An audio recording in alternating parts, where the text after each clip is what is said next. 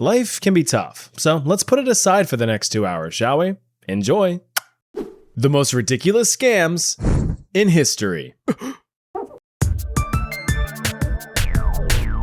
Scams suck. While many are painfully obvious, like trying to get Meemaw to pay her taxes with Apple gift cards, some are extremely elaborate and require years of investment before seeing any kind of payoff.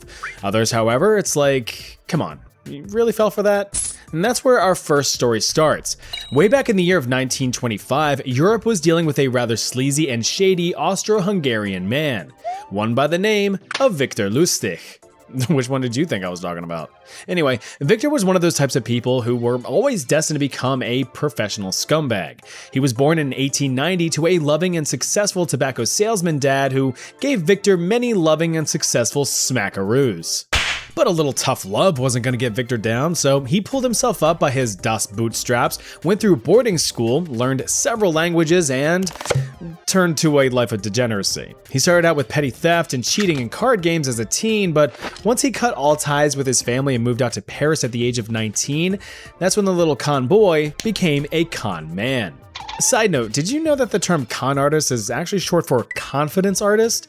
Yeah, it's because they have a knack for building up your confidence and trust before completely fleecing you. Thought that was a neat little fact. Alright, so throughout the 1910s and 1920s, Victor faced dozens of arrests for various scams, but never served any major time. He scammed luxury travelers by posing as a Broadway producer, defrauded banks, and even made his own magical money duplicator he called the Romanian box.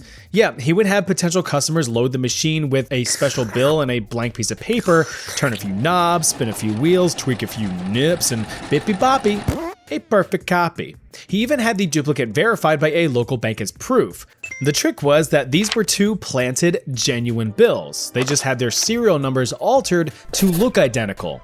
After giving the A-OK from the bank, Victor would then sell the box at an insane markup. The genius though was that even when some stupid assholes bought it, they couldn't report Victor to the police once they realized they were scams. I mean, what are they gonna do? Tell them that their counterfeit money printer wasn't working right? Funny enough, he actually sold one to a sheriff in Texas. Once the sheriff caught on, however, he tracked Victor down and cornered him. Of course, Victor charisma'd his way out of being arrested by bribing the upstanding lawman with thousands of dollars. They were all counterfeit. Pretty embarrassing. But sales of his money machines happened few and far in between, so he needed to think bigger. And being positioned in Paris in 1925, the answer was right in front of him. No, to the left a little bit. There you go. You see, the Eiffel Tower, as iconic as it is today, was never actually supposed to be a permanent thing. It was built for the 1889 World's Fair and was planned to be dismantled by 1909. So, by 1925, some local Parisians thought the rusty and weathered tower had overstayed its welcome. Victor had spotted a headline in the paper discussing the financial burden that the tower was, with expensive maintenance costs and such, but a particular line caught his eye, talking about how the government should look into selling the tower for scrap. This gave Victor an idea. He was going to sell the Eiffel Tower for scrap. Not actually, but he would trick people into thinking he was. Posing as a government official, Victor invited a group of scrap metal dealers and gave a whole elaborate spiel about how the government wanted to scrap the tower. The deconstruction deal was to be done in secret so as not to freak out the French. Oh, très bon. They bought it, literally.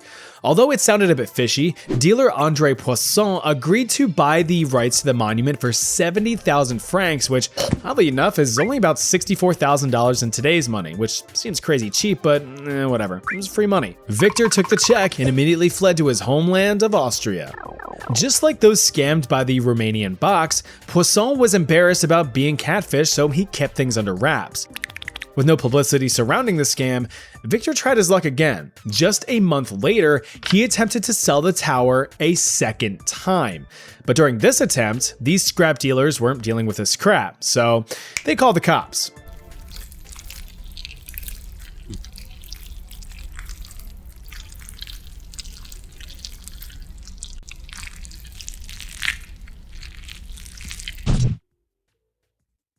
Victor managed to escape and fled to the United States. But that's where his luck ran out. He was eventually arrested in a massive counterfeiting scheme in 1935 and was sentenced to 15 years on Alcatraz Island. He died of pneumonia in 1947, finally putting an end to the professional con man. If someone ever waltzes up to you with a bunch of cool looking lotions and potions, save yourself the trouble and do a 360 and walk away. It's never a good time. But some more desperate people looking for a bit of a pick-me-up may instead get to chugging. First introduced into the market in 1925, Radiator was touted about as a panacea. A panacea, for any non-JRPG players, is a universal medical cure-all originating from Greek mythology. Fixes any and all ailments: depression, bad cough, high blood pressure, backwards knees, even turning men's sad floppers into hardened showstoppers. Well, hey there, little guy. But Radiator was no such miracle. The mind behind this medical wonder was William John Aloysius Bailey, a Harvard University dropout who claimed that he was a licensed medical doctor. He was not. So what was Radiator? Well, I'm sure you smart fellas and fellettes can piece it together by the name. Radiator was a small dose of radium salts dissolved in water. That's right, radioactive water. Now, what you have to understand is, at the time, the science surrounding radium was not well understood, with the unstable element having only been discovered a few decades prior by Madame Marie Curie and her empty-bladdered husband, Pierre. While there had been some research showing promise for radium as a medical treatment, mainly its ability to shrink cancerous tumors, it still required extensive testing to potentially use radium in a safe and practical way. But that didn't stop enthusiastic and money-hungry doctors from prescribing the stuff like crazy. In the early 1900s, radium products were the hottest thing since commercially sliced bread, which actually wouldn't be invented until 1928. You had pills, syrups, powders, and foods, even radium underwear for the flaccid dudes. But the only thing worse than a radium gut were the radium suppositories that go in your butt. Yep, they're all real products, all real merch. You can see for yourself with a Google search. William Bailey over here, who was 0% doctor but 100% greedy, hopped aboard the Radium Express to Moneybag Junction. He produced Arium, radium tablets aimed at providing instant energy and strength, Linarium, a radium cream for aches and pains, Dentarium, a radium tooth powder, and finally Caparium for restoring hair loss. He wasn't very creative on the names. These products did not work well, but they sold really well, which is what mattered. So with all of the funding and momentum, he just kind of kept producing more and more radium-based products, which leads us to Radiator, William Bailey's magnum opus. As I said before, this was a small concentration of radium isotopes dissolved in water, guaranteed to give you approximately 1 microcurie of radiation straight to your system. It was essentially like lobbing a small radioactive grenade into your body. Radiation, by definition, is traveling energy, and that traveling energy just blasts through your tissues, your bones, your cells, and just wreaks havoc. 1 microcurie is equivalent to 37,000 radioactive decays per second. Think of it as 37,000 little razors going around and just fucking everything up. Every single second. Slicing and dicing chemical bonds, breaking apart your DNA, and just causing so much irreparable damage. Not good. Pretty far from the positive attributes that were promised, right? Well, turns out it didn't even friggin' matter. According to the Museum of Radiation and Radioactivity, over 400,000 bottles of Radiator were sold between 1925 and 1930. This high number was due to the fact that Bailey gave direct financial kickbacks to doctors for prescribing the stuff. Sell a bottle and get a little bit of cash for yourself. This is technically illegal nowadays, but yeah, right. But didn't people get sick? Yup. The most high-profile consumer of Radiator was Ebenezer McBurney Byers, an amateur US golf champion and son of a wealthy industrialist. In 1927, at the age of 46, he was prescribed Radiator as a pain reliever after getting a boo-boo on his arm. But Bayer ended up going a bit overboard.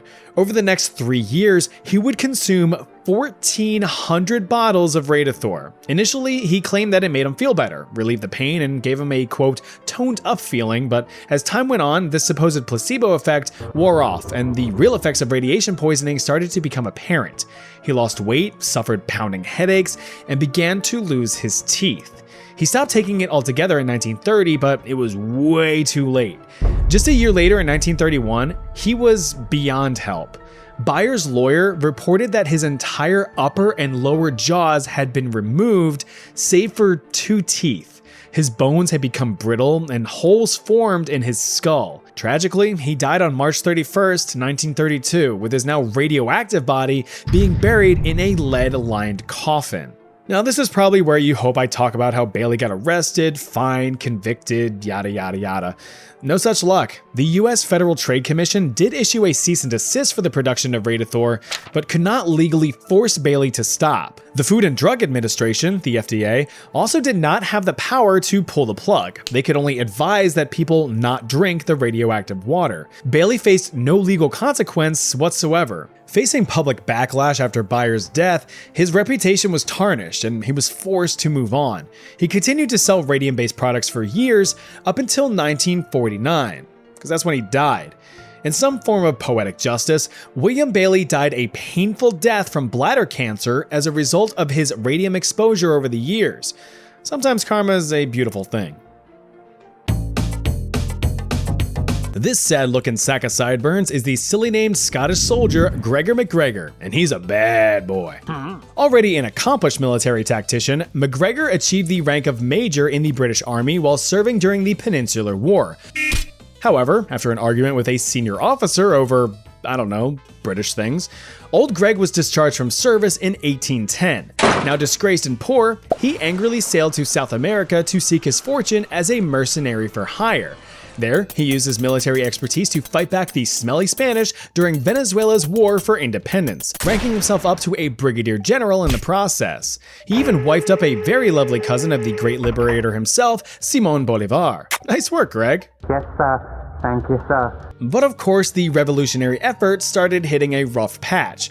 Greg began losing ground in various Spanish counterattacks. By 1820, General MacGregor was forced to retreat into the Mosquito Coast.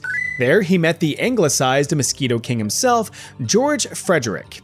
In case you were curious, he was not an actual mosquito, just king of the mosquito people.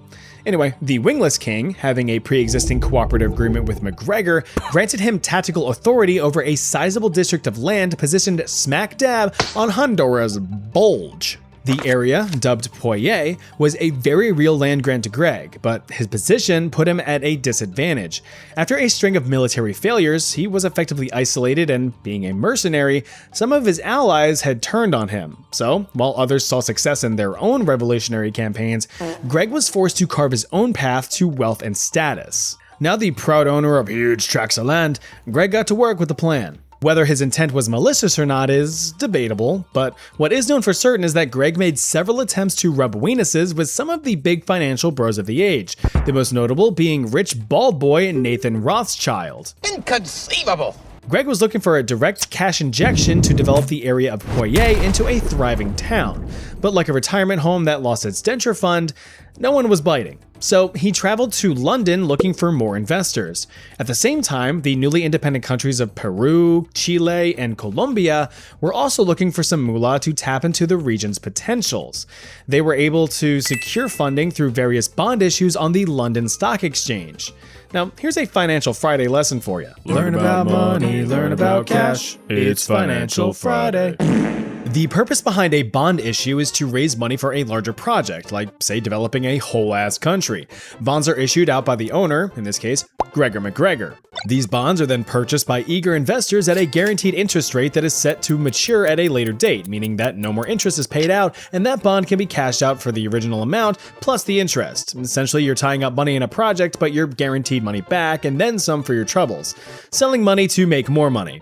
Rich people things. So with a bunch of rich folk finger blasts in South America with oodles of cash, there was a real craze going on. I mean, every investor believed that these countries housed untapped resources, so it was basically free money. And if there's something that any person drips their drawers at, it's free money. So with all this momentum, Greg saw his opportunity, but he needed to sweeten the deal a bit.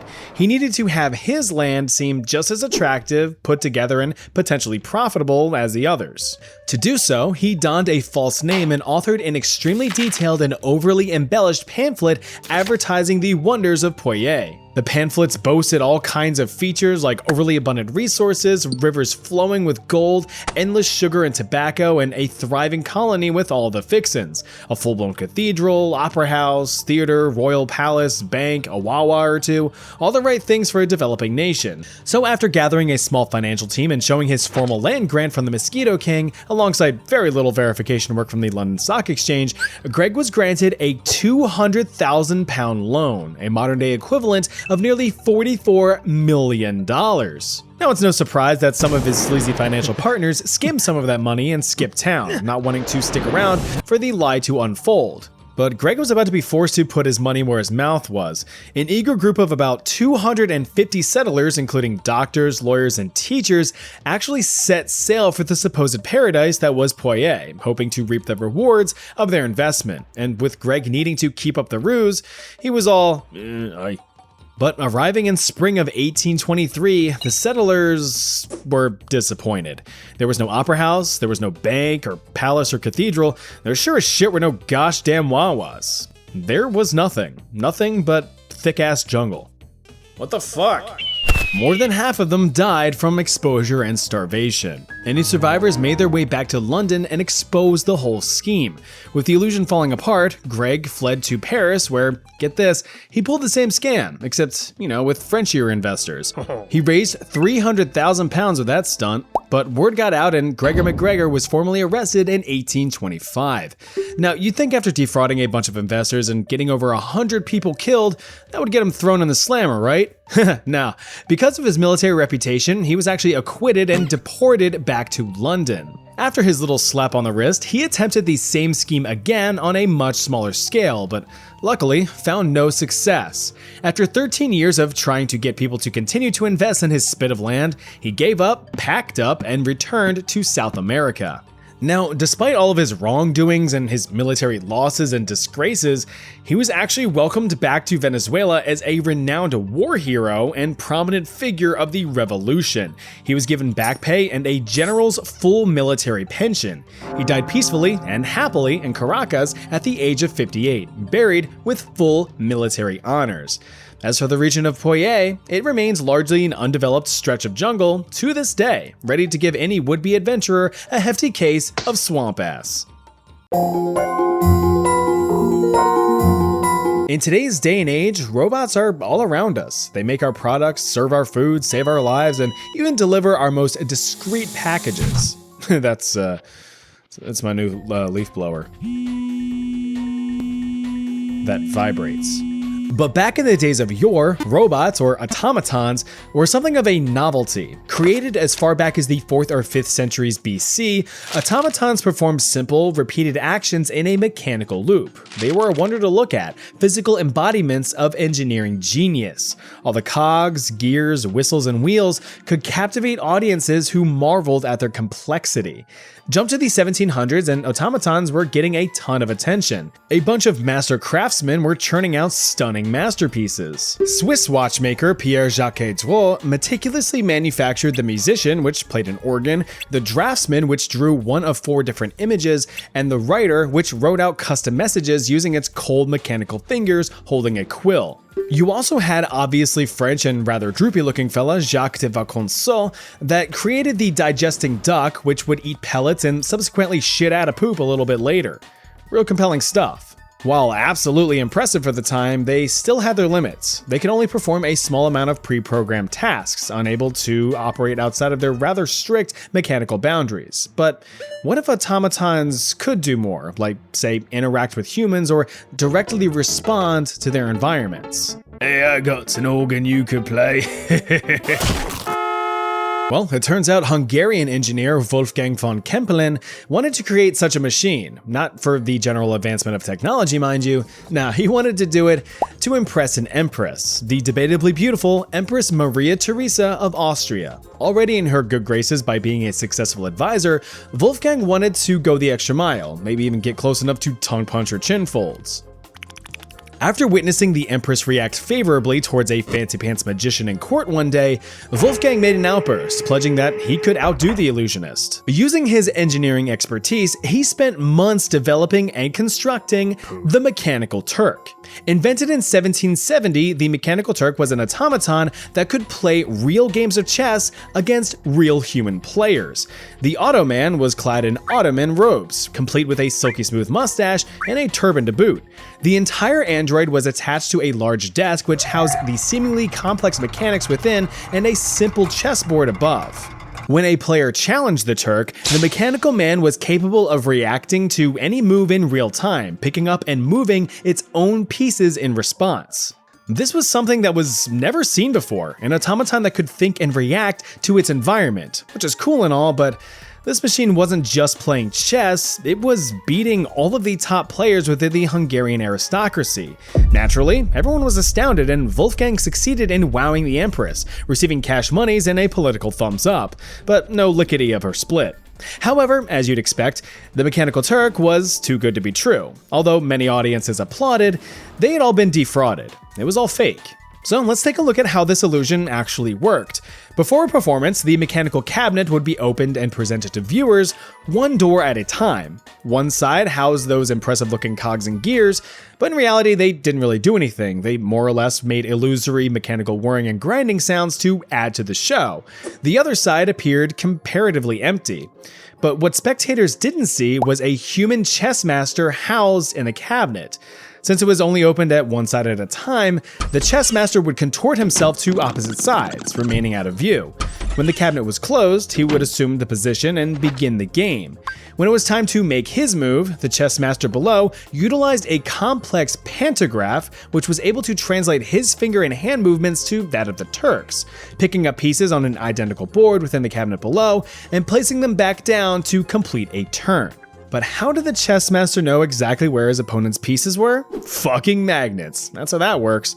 The live chessboard was positioned directly above the chess master's head. Attached to each space was a small magnet on a copper wire. Dimly lit with just a single candle, the chess master tracked movements of each piece as the opponent made their move. When a piece was lifted, that magnet dropped. The piece then picked up a new magnet in the new space where it was placed. The chess master would then copy this move onto his second chessboard in front of him to keep track of the whole game. Rinse and repeat until checkmate and you've got yourself a chess-playing robot. But you don't really. It's just a dude remotely playing chess. Still impressive, mind you, but not truthful to what was being claimed. Although pressured to continue showing the Turk around in many venues, Kempelen didn't want to keep up the illusion, so he dismantled it. But after the Empress bit the dust and her son Joseph II took over, Kempelen was ordered to reconstruct the machine and take it on a tour across Europe. There, it played and defeated some of the greatest chess players of the time. He even beat Benjamin Franklin. Though it's gotta be said that some famous figures figured the feature to be fraudulent. The weak and weary Edgar Allan Poe voiced his opinion of human players being concealed within the cabinet, which there were. The truth is, several different chess masters played the part of the Turk over the years. Why? Money. What, you think playing chess for a living put food on the table back in the day? No.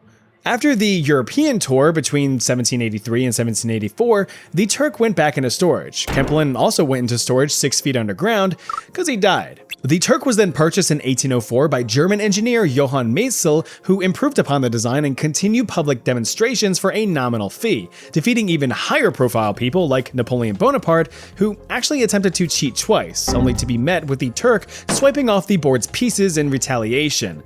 The tours continued until Maisel's death in 1838, where the Turk was put on display in a museum in Philadelphia in the United States, only for said museum to catch fire in 1854, taking the Turk with it.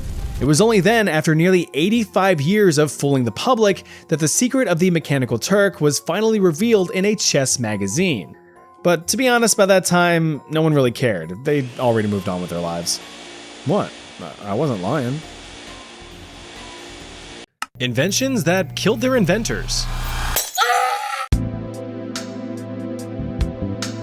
You ever get crammed and jammed in seemingly endless traffic and you just wanna... Whoop, not that. Roll it again. You ever get crammed and jammed in seemingly endless traffic and you just wanna...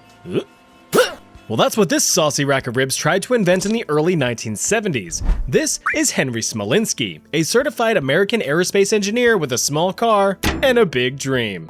Partnered in business with his business partner and fellow engineer Harold Blake, the two sought to develop a compact and affordable flying car to cut down on highway congestion. This completely disregards the fact that 33.33% of drivers can't drive for shit, but I guess they thought expanding the margin of error from a simple road to the entire fucking sky was a solid business plan, but I digress. The two fine fellas founded their own company, Advanced Vehicle Engineers. Together, they began to lay the groundwork, spending countless hours conceptualizing their design. Okay, but how are we gonna make the plane fly? But after a while, there was an epiphany. I got it. The two engineers would take a small car and a small plane and just kinda fuse them together.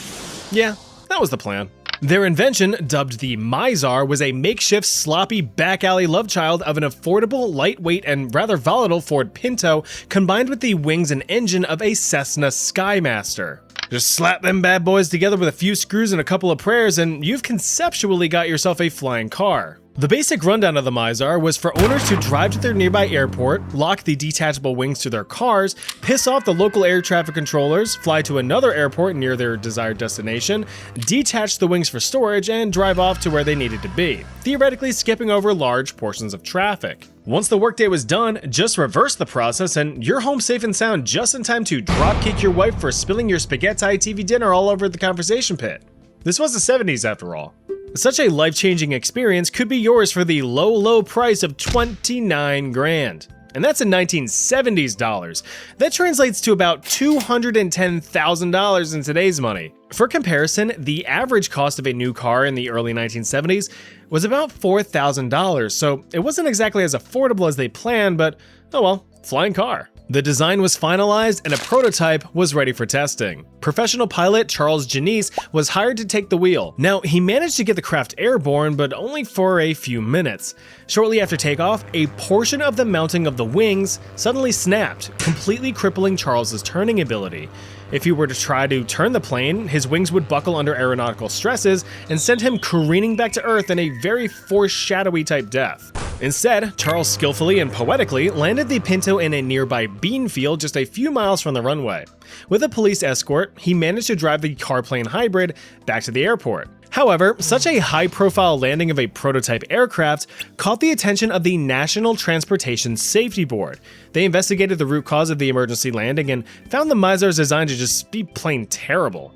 The car was shoddily welded to the aircraft frame, which was already severely overburdened by the car's 2,000-pound weight. Any other components connecting the car to the wings were cheap, structurally questionable, and the engineering equivalent of duct tape. It got the job done, sure, but just barely. And if you're risking your life to fly or just be in a plane, you don't want it to be just barely functional. Right, Boeing? Nah, they know. Despite several warnings from the NTSB, Smolinski and Blake just kinda shrugged the whole fiasco off. Since they were able to capture real footage of their revolutionary product physically flying through the sky, publicity surrounding the Mizar soon took off. Multiple pre-orders poured in from consumers looking to have that unforgettable experience of clenching their buttholes to each and every metal creak as they haphazardly glide through the skies in an amalgamation of steel. Fun fact though, since this was late 1973, you theoretically could pop on Freebird to maximize the experience. Now, the promotional footage was alright, but the two engineers needed themselves a fully sustained, successful flight to really seal the deal. Completely ignoring all NTSB recommendations to make their aircraft safer and even neglecting to address the issues from the previous failed attempt, the only change that they made was slamming on a bigger, heavier engine to help sustain flight. They even phoned up their pilot pal Charles to lead the second charge. He said no. So, on September 11th, 1973, the two towering engineers buckled themselves up for the ride. But when problems aren't addressed, history is a funny way of repeating itself. Just a few minutes into their flight, the compromised wings began to fail under the weight of the new engine, and with one small turn, everything began to fall apart. Literally. The wings effectively disintegrated and tore themselves away from the car, leaving Henry and Harold to nosedive back to Earth. With a single fatal slam, the two engineers met their demise, taking with them the future of their company, as well as the Mizar. Traffic doesn't seem so bad now, does it?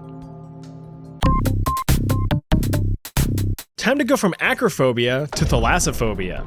Way before we had Xbox controllers attempting to navigate us through ocean depths, we had something much more rudimentary. Say hello to the H.L. Hunley, a hand-cranked, human-powered submarine with a big old bomb attached to it. It's like a relaxing paddle boat on a picturesque pond, but compact, cramped, claustrophobic, and with a big old bomb attached to it.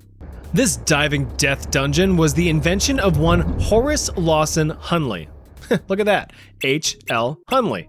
Now, before you think that that's some kind of narcissistic power move, let me explain. Back in the days of the Civil War in the less than United States, the Confederacy was aching in the sack for any kind of technological advantage over the Union. You see, in the early days of the war, the Union had sent out several warships to blockade Confederate ports, most notably in Charleston, South Carolina.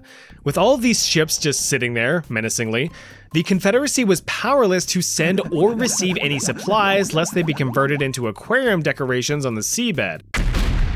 To make matters worse, the Confederacy didn't really have much in the ways of a formal navy. The Union controlled almost all of the industrial power, and as such, the South didn't have the technology, let alone any firepower capable of taking these Union warships head on. So if they couldn't win face to face, they thought, why not try face to ass? Combatively speaking, of course.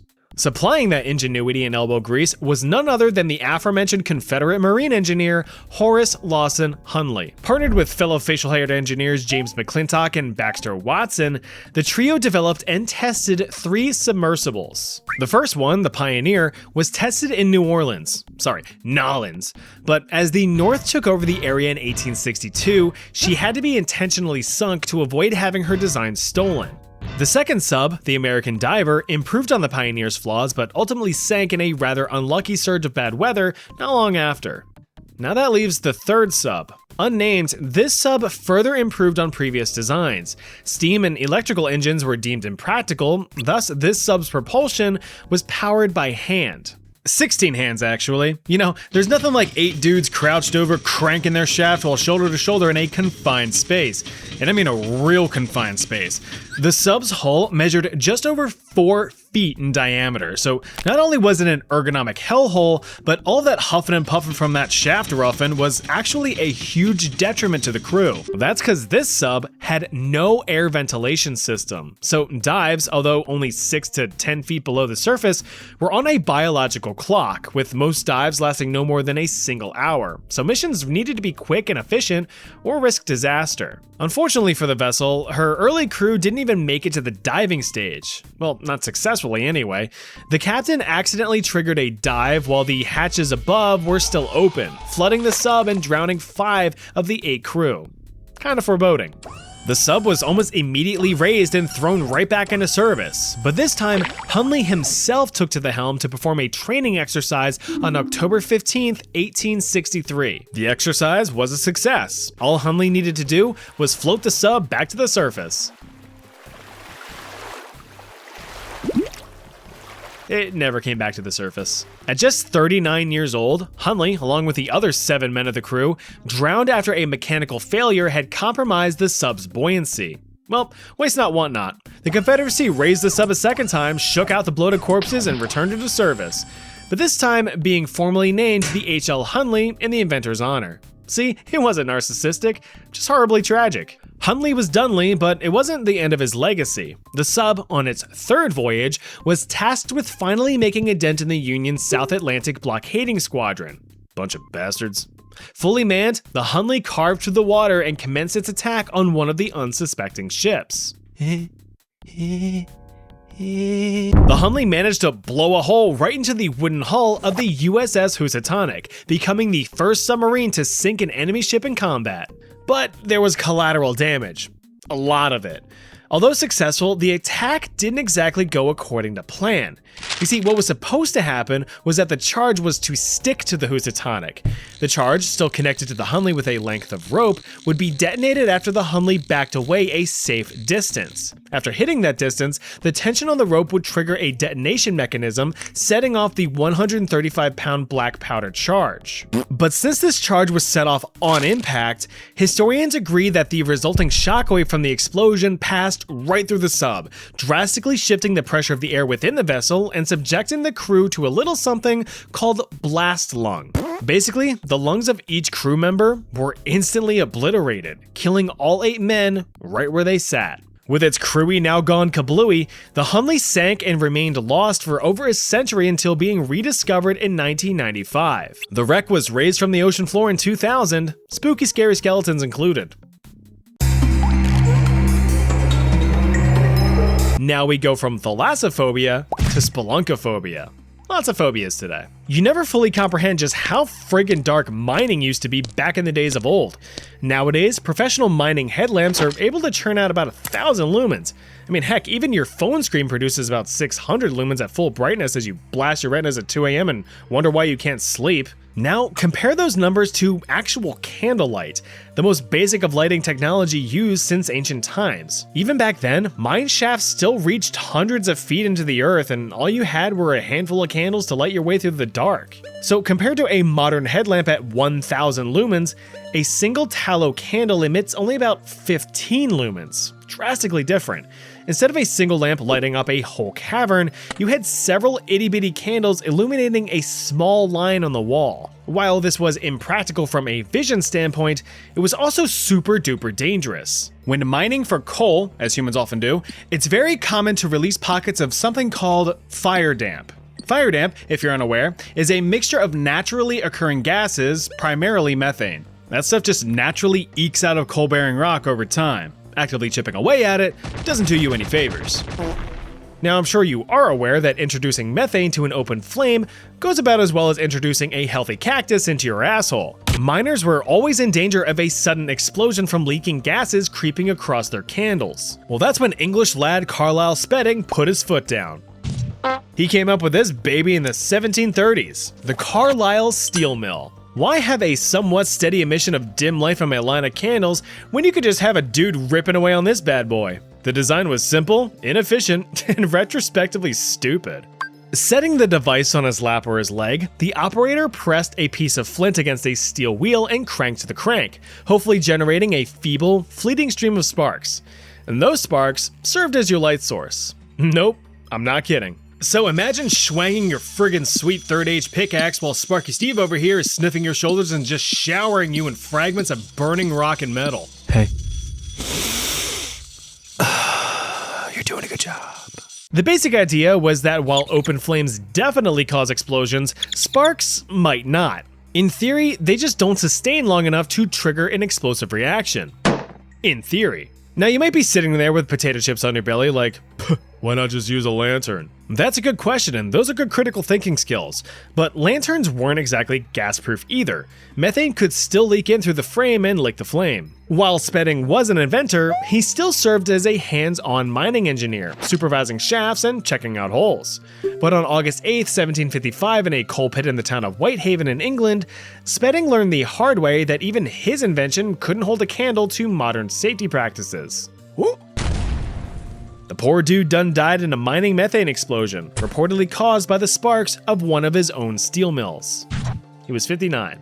Despite the tragedy, the steel mill continued to be used for another 60 years until the invention of the safety lamp in 1815. There were alternatives like calcium carbide lamps, but they were still open flame light sources, so you were just back to square one. Books. Books.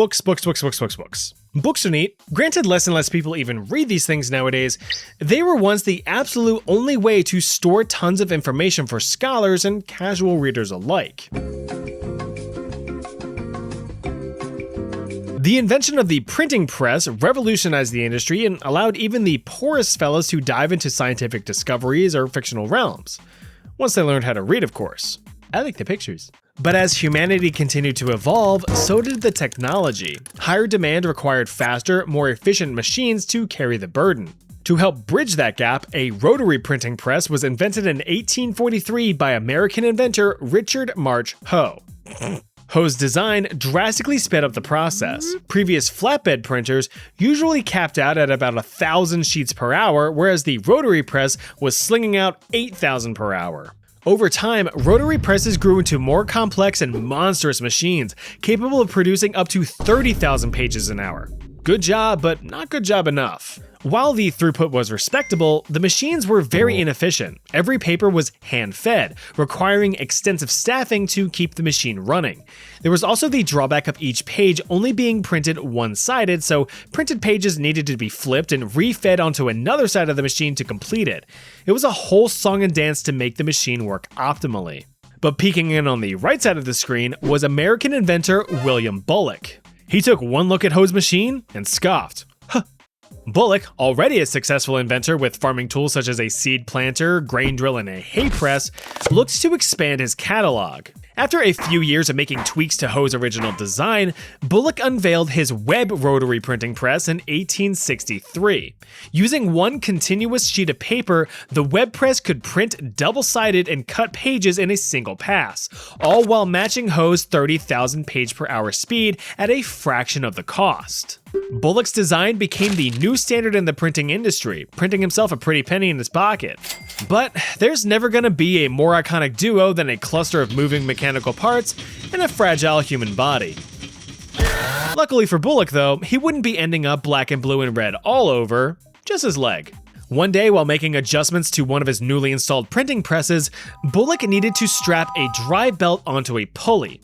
Now, nearby tools were a perfectly suitable option, but Bullock opted for the classic dad move of just kicking that thing right on there, while the machine was still on. With one misplaced kick, his foot had slipped, sending his entire right leg into the drive mechanism of the machine, crushing it like a used-up tube of toothpaste. And this, dear viewer, is why lockout-tagout practices are important. Now, Bullock was rescued from the machine, but the extent of his injuries ultimately proved fatal. Over the next several days, gangrene set in, prompting doctors to attempt to amputate the infected leg. He didn't make it through surgery. Bullock's fate was signed, sealed, and delivered on April 12, 1867. He was 53. Now, this is certainly one of the stranger deaths on the list. Machines can be big and scary, sure, but sometimes Mother Nature is the one that punches us in the face if we don't respect her enough. But someone like Georg Wilhelm Rieckmann already knew that. He was a Russian physicist who pioneered the field of electrical research, mainly naturally occurring electrical phenomena. You know, like lightning. Dangerous business that, but someone has to do it. Might as well be the fellow that's at least passionate about it. To help with his research, Georg designed an electrical rod system that allowed him to measure the intensity of electrical charges in the atmosphere. Ideally, he wanted to quantify the electrical charge of a lightning bolt during a thunderstorm. You can probably already guess how this is going to end. Of course, harnessing the power of a lightning bolt is much easier said than done. Actually, it should never be done unless you have the proper equipment over here and you've fucked off somewhere far away, like over there. But a little bit of safety wasn't going to stop dear Georg's dream. His design was kind of simple. It was basically an insulated iron rod slammed through the roof of his house. The rod was responsible for collecting any electrical charge present in the atmosphere. The charge would then be diverted to a rudimentary electrometer, a secondary insulated iron rod with a linen thread attached to it. When the rod absorbed a charge, the thread would be deflected. That angle of deflection could be measured, allowing the scale of the charge to be quantified. I know this is a bunch of science stuff in a history video, but bear with me. On the fateful day of August 6, 1753 in St. Petersburg, Rieckmann caught wind of a storm brewing outside. He quickly rushed home to conduct a study, bringing with him a witness to record his measurements. The two set up shop in the lab and began their observations. If you ever decide to play around with electricity, the most important thing you need to do is make sure that you, or whatever you're working with, is properly grounded. This gives any sudden, dangerous electrical surges somewhere to go. Somewhere that isn't you. What Rieckmann failed to do, as you could probably guess by my warning, was ground his electrometer. Lightning struck Rieckmann's device. The rod was now overcharged, and that charge was looking for the quickest escape route. Unfortunately for Rieckmann, He was the escape route. According to his witness's testimony, something very strange happened. I wouldn't get too close to that, dude. As Riekman approached the rod to look at the measurement, a bluish white ball of fire about 4 inches in diameter shot from the rod and into his forehead, electrocuting him instantly. The sudden discharge of all of that electricity at once caused a concussive blast that tore through Riekman's lab, knocking the witness unconscious and ripping doors from their hinges. Riekman lay dead on the ground, with his clothes singed and a burn mark on his forehead where the bolt had entered his body, and his left shoe blown open from where it had exited. He was just 42. Now, because of the wording used in the eyewitness testimony, some historians attribute the death to a very rare phenomenon known as ball lightning, but others believe the incident to have merely been a clustered bolt. Either way, don't mess with lightning. It stings. Horrifying Victorian fashion trends.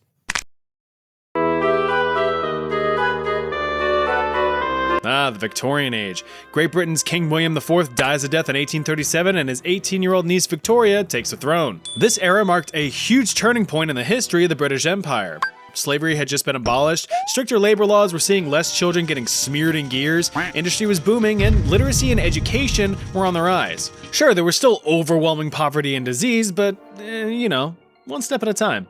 Another aspect that became a main focal point during the Victorian age was that of modesty. Ironically enough, the idea of modesty, at least for the upper class, was flexing as much wealth as possible. The easiest way to do that was by how you dressed. It was a quick way to tell anyone crossing your path what your status was. For instance, when you're out in public and you see a dude decked out in Supreme brand everything, you know without a doubt that that guy is a douche. You know when you watch movies or shows that depict the rich and the royals and you always see them wearing those big bulky dresses? Well, they were a very real fashion trend in the mid-19th century. Women would have layer after layer of dress slammed onto them to achieve that iconic bell-shaped look. I mean, these things were sometimes up to 8 layers thick, so while dudes were rocking simple coats and slacks, some women were drowning in their dresses, which, depending on the material type, could weigh upwards of 30 pounds. Help! Thankfully, in 1856, a Parisian inventor came through with a product designed to lighten the load, the crinoline cage. A large brace fitted under a single dress layer that gave all of the desired poof with far less pain. Reducing the overall weight burden by up to 75%, the structure was fashioned from lightweight steel rings strapped together to form the desired shape. With less layers to worry about, dresses could be exaggerated further with wider, fuller, and frankly ridiculous proportions, with dresses commonly reaching up to 6 feet in diameter. I mean, them things are girth. It wasn't long until the crinoline craze completely flooded the market, and thanks to that whole industrial revolution thing going on, articles of clothing that took weeks of handcrafting could now be mass-produced for pence on the pound, meaning that even higher-end fashion could be enjoyed across all societal classes, albeit with cheaper materials. But while the dresses offered women a more acceptable mobility to style ratio, it came with a few inherent dangers. The first and most obvious was the sheer size. Although they were looking fine as hell, women found the dresses to be flat out inconvenient.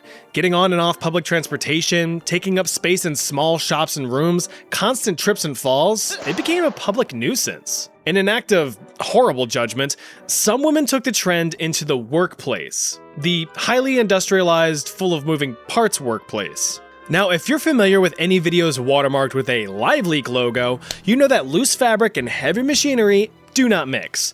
According to an 1864 Irish newspaper, a young worker woman passed by an unguarded, steam-powered 4-inch mechanical shaft. Her dress was snagged and she was instantly entangled and mangled in the shaft for 3 whole minutes before the machine could be stopped. Oops. Her spine was snapped in multiple spots and she died shortly after. Now, since mangled corpses can negatively affect productivity, factories began banning the dresses on the floor. The other danger, of course, was fire. You know, that very element that drove every aspect of human life at the time. Heat, fireplaces, light, oil lamps and candles, machinery, steam boilers.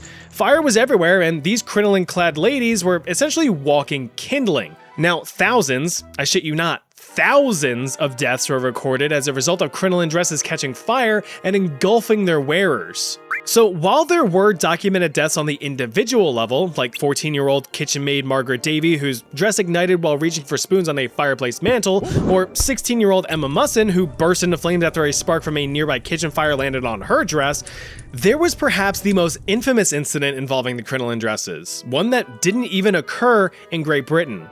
On December 8, 1863, a fire broke out in La Iglesia de la Compañía de Jesús in Santiago, Chile. Yeah, I took Spanish in high school.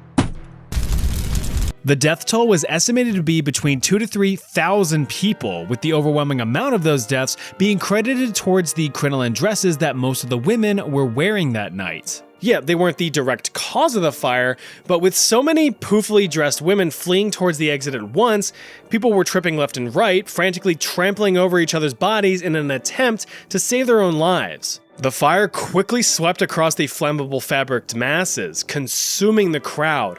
A wall of human bodies blocked the only exit, trapping any hopeful survivors inside before the entire roof caved in on them. Yeah, you didn't think a story about dresses would get this tragic, did you? Luckily, people began to realize the downside of the fashion trend, and by the late 1860s, just over a decade after its appearance on the market, crinoline dress shapes began to shrink, shifting any junk to the trunk. Slimmer and much more manageable dress sizes became the standard with the rise of the bustle in the 1870s, much to the dismay of the local undertakers. You stupid. The last thing you want to think of after proudly painting your house is, did I just poison my entire family? Unfortunately, that's a question that many fellas in the 1800s had to ask themselves. Also why they had the audacity to paint their walls green. But not just any green, Sheila's green. Invented in 1775 by one world-renowned Swedish chemist, Carl Wilhelm Scheele. That's Sheila, like the tank. This guy had a huge amount of discoveries under his big smelly belt, including various elements like barium, tungsten, chlorine, and even oxygen. During one of his daily routines of faffing about with various dangerous chemicals, he managed to accidentally create the new pigment. Damn, that's green as fuck. Carl spent the next few years perfecting the synthesis and formally published the recipe in 1778, though he warned of some potential health issues down the line should it be mass-produced. You see, this shade of green was made from acidic copper arsenite. Arsenite? That sounds like arsenic. Yes it does, 'cause it is. Although very toxic, it was believed at the time that only those who directly ingested this stuff would be susceptible to its side effects. And you wouldn't slam down a big bucket of tasty green goop, would you? No. After inventing the shade of green, Scheele unfortunately turned a shade of blue as he passed on from this world in 1786 at the age of 43, luckily before seeing the consequences of his creation. With the recipe now published, manufacturers were looking to turn that green into gold, and by the early 1800s, Sheila's green was used as a colorant in a wide variety of products, including dyes, paints, books, wallpapers, dresses, and of course, children's toys. Yeah, everyone wanted their own bit of green. Hell, even Queen Victoria herself had her own green wallpaper to admire. With such substantial demand, factories pushed their workers hard to meet that quota, and this is when the health risks became apparent. Factory fellas working with the arsenical dye reported various sores and symptoms related to arsenic poisoning, though they were largely dismissed or silenced. In the late 1850s, medical reports began circulating highlighting reports of arsenic poisoning from wallpaper. Now, homes back in the day didn't have the sophisticated climate control we have now, especially when it comes to humidity. So a common problem with wallpaper was that it would get all moist and moldy. When this happened, the wallpaper would let off a toxic arsine gas, which slowly poisoned the homeowners. The paper was also susceptible to flaking, with bits of green getting snorted into your airways and into your lungs, and that's no good either. While toxic, arsenic also has the bonus property of being carcinogenic. Gives you cancer. It's estimated that thousands of people were either dead or dying from arsenic poisoning across the early and mid-1800s. People got sick, but knowledge surrounding arsenic poisoning itself was not clearly defined, so doctors often misdiagnosed the ailments, attributing them to something entirely different.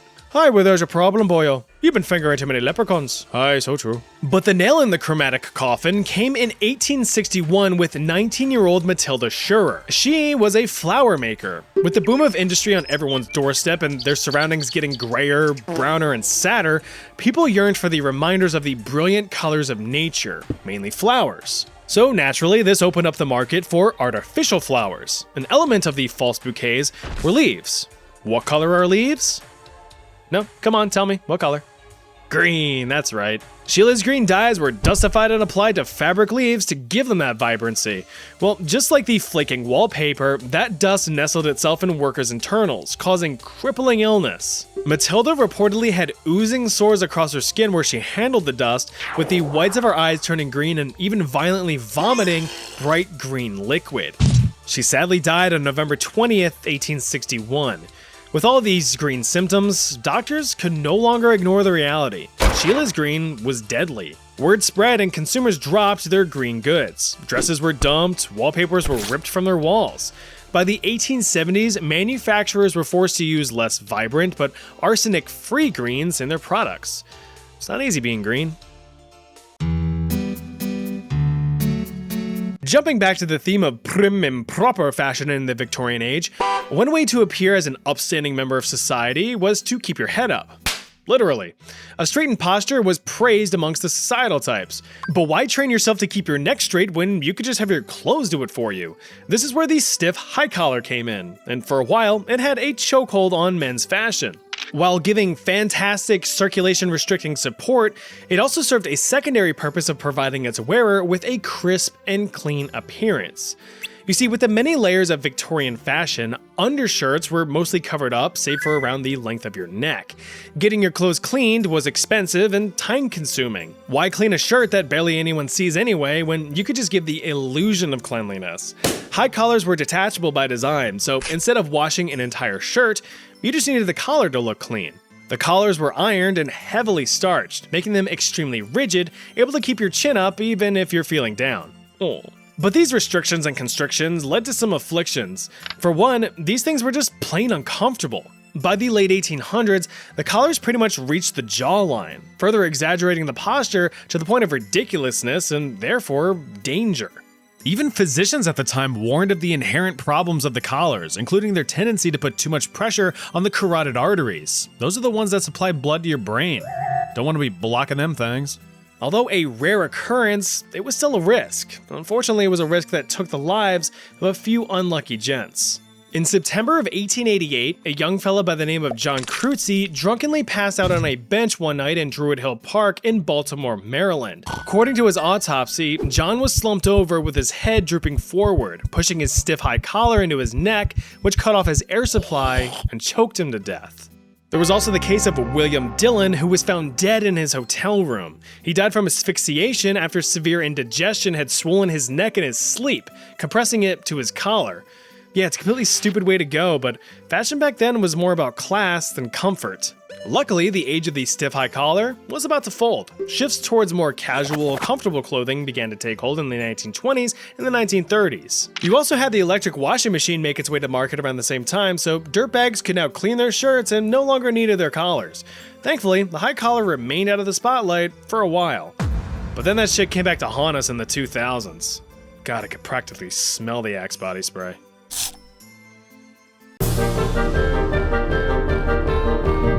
Now this is a well-known one when discussing deadly fashion trends. After all, the whole phrase "mad as a hatter" came from the Victorian era. With the extravagance and intricacies of elaborate outfits in that time, you also needed to accessorize. That meant wearing a fancy-ass hat on your fancy-ass head. So the hat business was brimming with eager customers. You had tall hats, small hats, even sailor straw hats, sun hats, wide hats, flowered hats, and side hats. Some hats for him, some hats for her. Hats stacked with feathers and even ones with fur.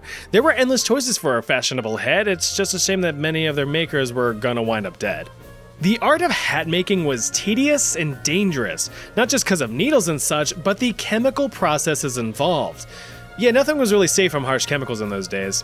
One of the most common materials used to make hats was felt. If you're unaware, felt is basically fibers matted together and compressed into a single material. In order to do this reliably and quickly in the 1800s, a process called carroting was performed. Animal pelts, usually beaver or rabbit, would be saturated in a mercuric nitrate solution. This allowed the fibers to separate from the hides and make them more pliable and more easily formed into the sheets of felt. This process also turned the furs a dark orange color, hence the name carroting. Ooh, pretty. If you are a frequent watcher of my stuff, which you should be, you know that I've gone into detail about mercury poisoning before, but let's refresh. Mercury vapors from the carotene process were, obviously, very toxic. This excessive, prolonged exposure subjected victims to mercury poisoning, which can evolve into a neurological disorder known as erethism, or the Mad Hatter's disease. It's characterized by personality, physical, and neurological symptoms ranging from low self-confidence, depression, and irritability to delirium, headaches, and uncontrollable shakiness or tremors. It's an exhausting and devastating disorder, and it's sadly way more common than people realize. According to a publication by the American Journal of Industrial Medicine, between 15 to 50% of hatters surveyed in the armpit that is New Jersey showed symptoms of mercury poisoning in 1886, increasing to 60% by 1889 and hitting an apex in 1934 at around 80%. As a double whammy, many of the more ornate hats at the time donned artificial flowers, most of which were dusted with the arsenical Sheila's green. Now, while the dust certainly affected the customers, there's actually very few, if any, reported cases of mercury poisoning resulting from simply wearing the hats.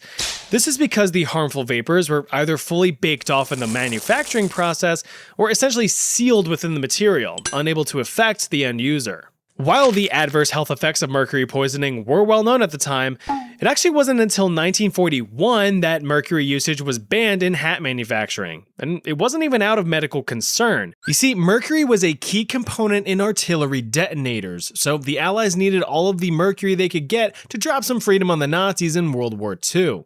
As for the UK, however, mercury usage in hat making was never formally banned. It just fell out of favor once safer chemicals like hydrogen peroxide were substituted in around the 1960s. Nice one, gents.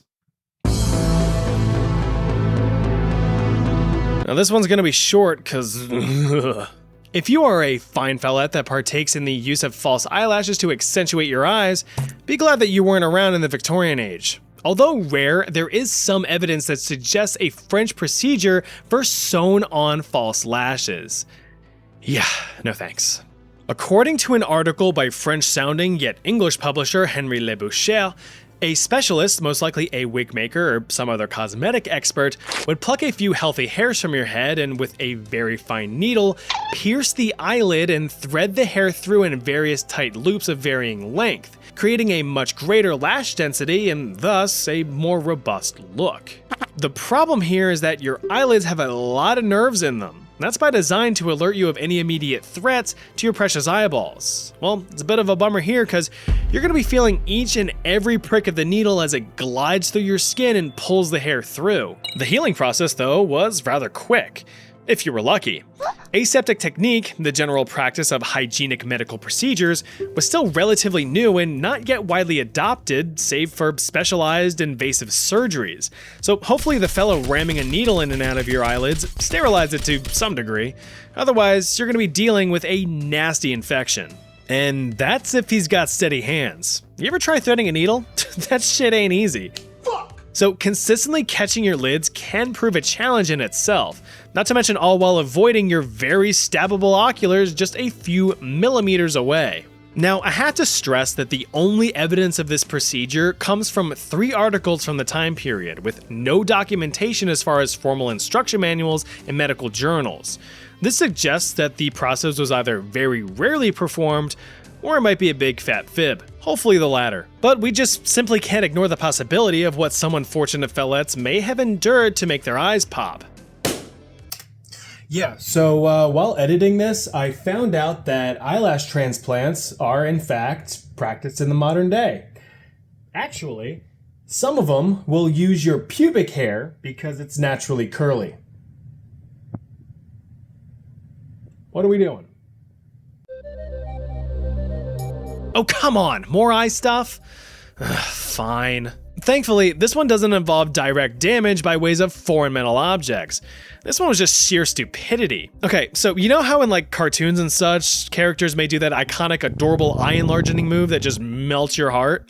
Well, Victorian women were ahead of the game on that. This is the belladonna plant. more commonly called deadly nightshade. It's extremely toxic if ingested and can even mess you up if you so much as touch it. Severe rashes and blisters are common, and if absorbed through the skin, can cause accelerated heartbeat, headaches, hallucinations, and most notably, dilated pupils. That last symptom, though, actually proved advantageous for emerging ophthalmologists who were examining their patients' eyes. Dilated pupils allow physicians to examine your retinas and optic nerves for any signs of damage or disease. But some women wanted to extend that dilation outside of the physician's office. So there's a reason it's called belladonna. In Italian, it means beautiful woman, so called because it was actually very popular amongst Italian noblewomen throughout the Renaissance, making a comeback a while later during the Victorian age. Simply ignoring all the horrifying side effects, these women only cared about the plant's ability to dilate one's pupils, creating a glassy, alluring gaze that would certainly attract any eligible bachelor with that soulless glare. How could you resist? The star of the drops was atropine, the chemical actually responsible for the dilation. Preparation of the drops was relatively simple. It boiled down to decocting mashed up nightshade fibers to extract the atropine. The diluted mix would then be filtered and sometimes mixed with lemon juice in order to apparently brighten up the eyes, whatever that means. But the dilation of your pupil causes blurry vision. While dilated, your pupils can't expand and contract properly to focus on objects. So these women, while looking like deer in headlights, were essentially functionally equivalent, falling over or bumping into things rather frequently. This could be especially dangerous near moving vehicles or train stations. Not to mention the fact that repeated or heavy use of the stuff increased the likelihood of experiencing those symptoms I mentioned earlier. It was common for users to deal with pounding headaches and suffer from hallucinations as a result of heavy doses. If they kept insisting on looking like a cave goblin, they risked complete blindness or permanent oversensitivity to light. Thankfully though, more reasonable ocular fashion trends like mascara and other makeup came into view in the 1920s, causing belladonna eye drops to evaporate into obscurity. Embarrassing royal deaths. Part 3. This noble set of nostrils is none other than Charles VIII, the only surviving son of French King Fela, Louis XI. The year is 1483, and thanks to a generous inheritance from his dad's cold corpse, he is now the new French King Fela of France at the angsty age of just 13. But since teenagers aren't the most qualified to rule entire kingdoms, his 22-year-old sister, Anne, took the reins as head of the kingdom until Charles came of age. God, these artists were mean. Now, to her credit, Anne was a pretty solid ruler in her own right, keeping the Kingdom of France afloat for 8 years until Charles's 21st birthday in 1491. She was able to stomp out rebellious nobles and maintain strong royal authority. But now, it was the super schnoz himself up to bat. His first major strategy as King of France was to sign all kinds of peace treaties to make extra super sure that no one was going to invade. After all, the 100 Years' War just ended not that long ago, so he kinda needed some peace of mind. So for a little while, Charles remained on the defensive, until it was time to not do that. If you know geography, you know that just a croissant's throw to the southeast is the Italian peninsula, full of Italians. Around this time, the region consisted of a whole mishmash of kingdoms and republics, with the biggest bit of the boot being the Kingdom of Naples, headed by one King Ferdinand I. He was a dick. So much so that the friggin' Pope of all people encouraged the peaceful Charles to invade and take the kingdom for himself. Side note, Naples once belonged to France, but then Ferdinand's dad, King Alfonso V, yoinked that shit several decades back for the Kingdom of Aragon. You're following all of this, right? So with that plan in his back pocket, the seemingly innocent Pope proceeded to persuade. You like it in Naples? You take it in Naples. Come on, you take it in Naples. What's he saying about nipples? Oh. With some questionable encouragement, Charles switched to attack mode, prepping France for full invasion. King Ferdinand, seeing French forces looming on the French horizon, warned his kingdom and allies of the imminent threat before his own departure into the Great Bed Bath and Beyond.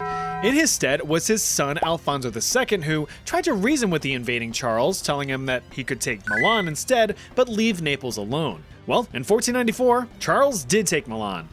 And then everything else. This was the first of many Italian wars. A French government was slammed into place, but just a few months later, the Italian peninsula discovered the power of friendship and drove the French from the land, bringing it all to a net zero outcome. Although all the neighboring kingdoms and such now knew that the Italians were easy pickings. Charles frigged off back to France with the goal of rebuilding his army to slap the shit out of some more Italians, but was never able to do so. Despite his ambitions and yearning to conquer in the name of the crown, the substantial mountain of debt that he just incurred prevented any future conquests. War is expensive after all. So, unable to make any external changes, he instead looked towards the internal, focusing on cultural expansion and pioneering the French Renaissance. He relished in lavish architecture, the arts, and sports. One particular sport being jeu de paume, or game of the palm. Think tennis, but instead of smacking a ball with a sturdy racket, you did it with your bare hand. Charles just loved watching a bunch of dudes whacking their balls around, but sometimes life's simple pleasures end up cutting that life short. While heading on over to a match on April 7th, 1498, the king accidentally wanged his melon on a stone frame of a low doorway. A temporary moment of embarrassment, but with permanent consequences. The king shrugged it off and continued to watch the game, and everything seemed fine. Until it wasn't. The king collapsed in his seat and fell into a coma. Medical attention was called right away, but King Charles VIII had died just 9 hours later at the age of 27. He left the Kingdom of France fractured and in massive debt. Now, this little mishap is the king's most cited cause of death, but some modern historians claim that neurosyphilis and epileptic fits may have had something to do with it. Luckily though, the king had 6 whole kids to carry on the family lineage. Oh wait, they all died in infancy. Bummer.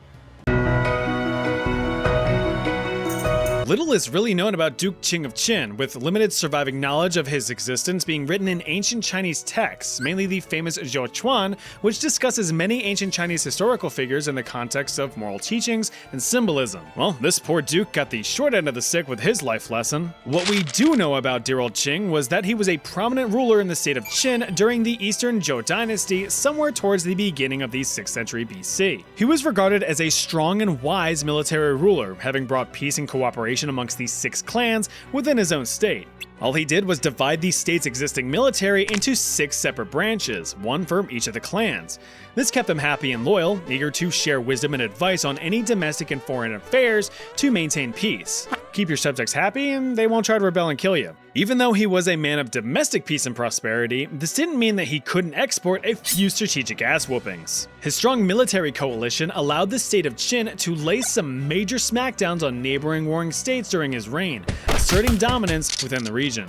It's just a shame that such a prominent figure would be subject to such a bizarre death. According to the classical Chinese text in the Zhuochuan, Qing was suddenly struck with sickness in the summer of 581 BC. Feeling like complete doo-doo, he consulted with a shaman for advice and a prognosis. And it wasn't good. Instead of any sort of useful medical advice, the shaman instead presented the duke with a grim prophecy.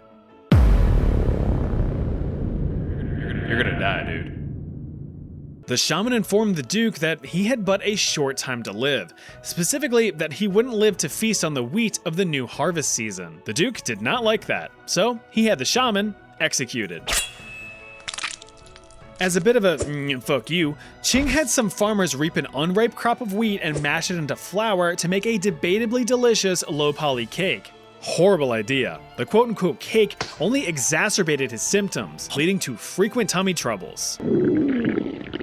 Such rumblies in his tumbly meant that he had to make a poopy and a potty. So, scrambling to the nearest possible shitter, the duke slammed his cheeks down to make a duke of his own. But the slamming of the cheeks was apparently overly aggressive as he fell right through the seat and into the cesspit below. Already in a weakened state due to illness, Qing was quickly overwhelmed by the rotting slop and drowned in the waste. Now, I know what you're thinking. With bizarre deaths such as this, there's often the suspicion of over-exaggeration or falsehoods, with more reasonable explanations for one's passing being brought up in other texts. However, a few other works of the time also mention this exact event, with 0 other sources even alluding to evidence of foul play or even an uneventful natural demise. So Qing is remembered as the duke that fell into a turlet and done drowned. Pretty shitty.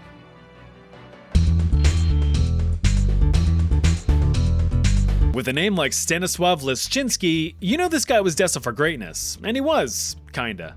During the Great Northern War, Sweden was just frothing at the gash for some faithful allies to assist in their defense against Russia and the aptly named anti-Swedish coalition, one of which was the Kingdom of Poland. The current Polish monarch, King Augustus II, was a cool guy and all, but wasn't very supportive of the Swedes, so there we go.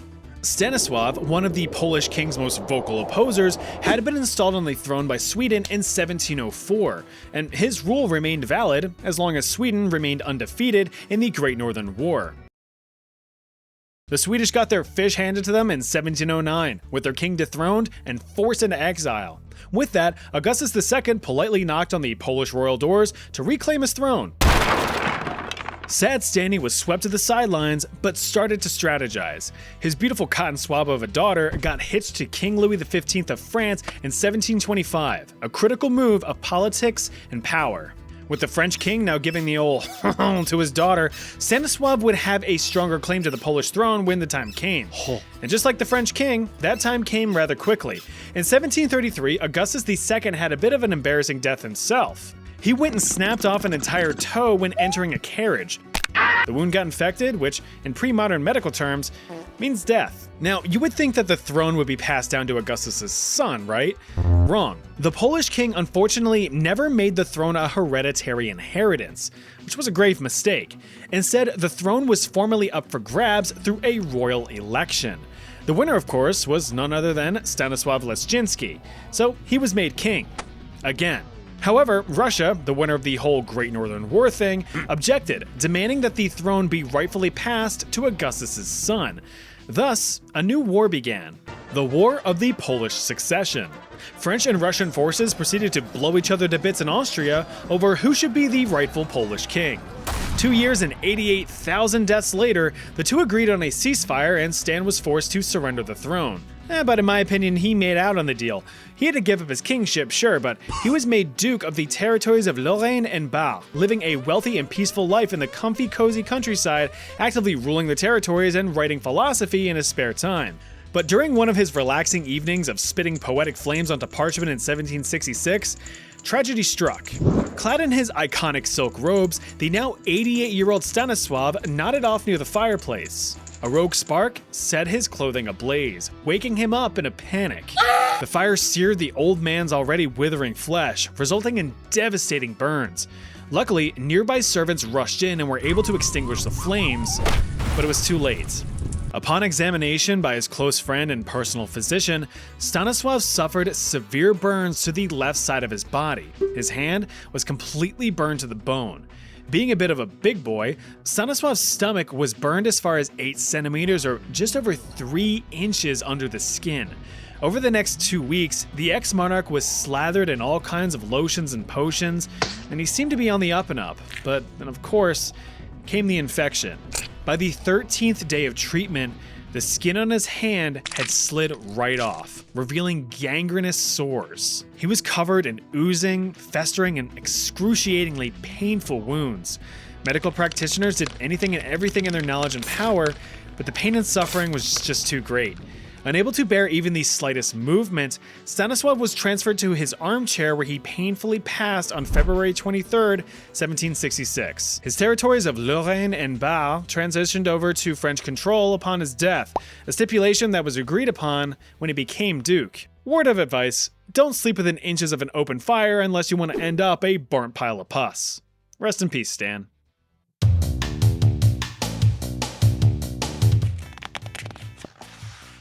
Bela the Bison was a man of great fame, whose physical achievements gave him his name. Vigorous strength and tactical skill forced friends and foes to bend to his will. Power he had, but a crown he had not. In a brother's betrayal he would find himself caught. But blood can be spilled and bond can be broken, if you've only the will and the words to be spoken. Now take caution and heed with what was agreed, your fate will catch up at blistering speed. Heavy is the crown if the throne should be weak, for this king will be lost with a simple squeak. That took me like 20 minutes to write. Anyway, Bela of Hungary was a strong dude, having gained his fame after slapping the socks off of a formidable Pomeranian warrior. No, not the dog, the region. His big brother Andrew was crowned king of Hungary around the year 1046. That was good news for Béla because thanks to the Hungarian rule of fraternal succession, he would be next in line to the throne in case anything happened to his brother, which, of course, being king, usually meant that something was going to happen to you. And something did, but not from any foreign entity wishing to grab a piece of that land. It was Béla himself. Andrew had completely circumvented that whole tradition of fraternal succession, revising the rules to instead have the crown passed to his own son. Daddy, I wish to be king, Daddy. But Andrew famously offered Béla a choice: take the crown and probably get assassinated, or take the sword and remain a faithful and noble warrior. Béla took the sword, but had no intention of remaining loyal. After gathering a gaggle of groupies who supported his claim, Béla turned against his brother in 1060 and seized the crown for himself. Andrew died. Now king of the castle, Béla got to work, aiming to sweep his whole "just stole the crown" move under the rug. He gave clemency to any of his brother's supporters in order to build loyalty and trust, but of course, not everyone was happy with the usurper. That Holy Roman Empire just next door was looking a little kerfuffled, having supported Béla's nephew, Solomon, as the true king. Béla had attempted to compromise with the big scary empire, offering the would-be king lordship, but them Holy Romans shot it down. With no peace treaty in the cards, Béla built up his defenses in anticipation of an invasion, but he knew that this would be futile.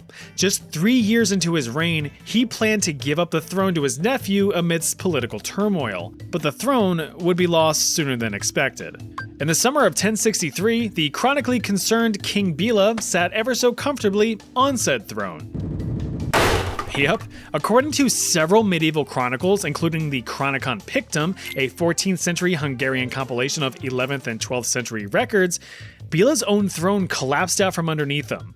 Was it sabotage? Karma? Poor craftsmanship? Who knows? Now, he was still alive, but Béla was seriously injured from the whole debacle, reportedly seeming half dead. Well, he became full dead several weeks later, succumbing to his injuries in September of 1063 at the age of 45. That little nephew of his ended up taking back the throne.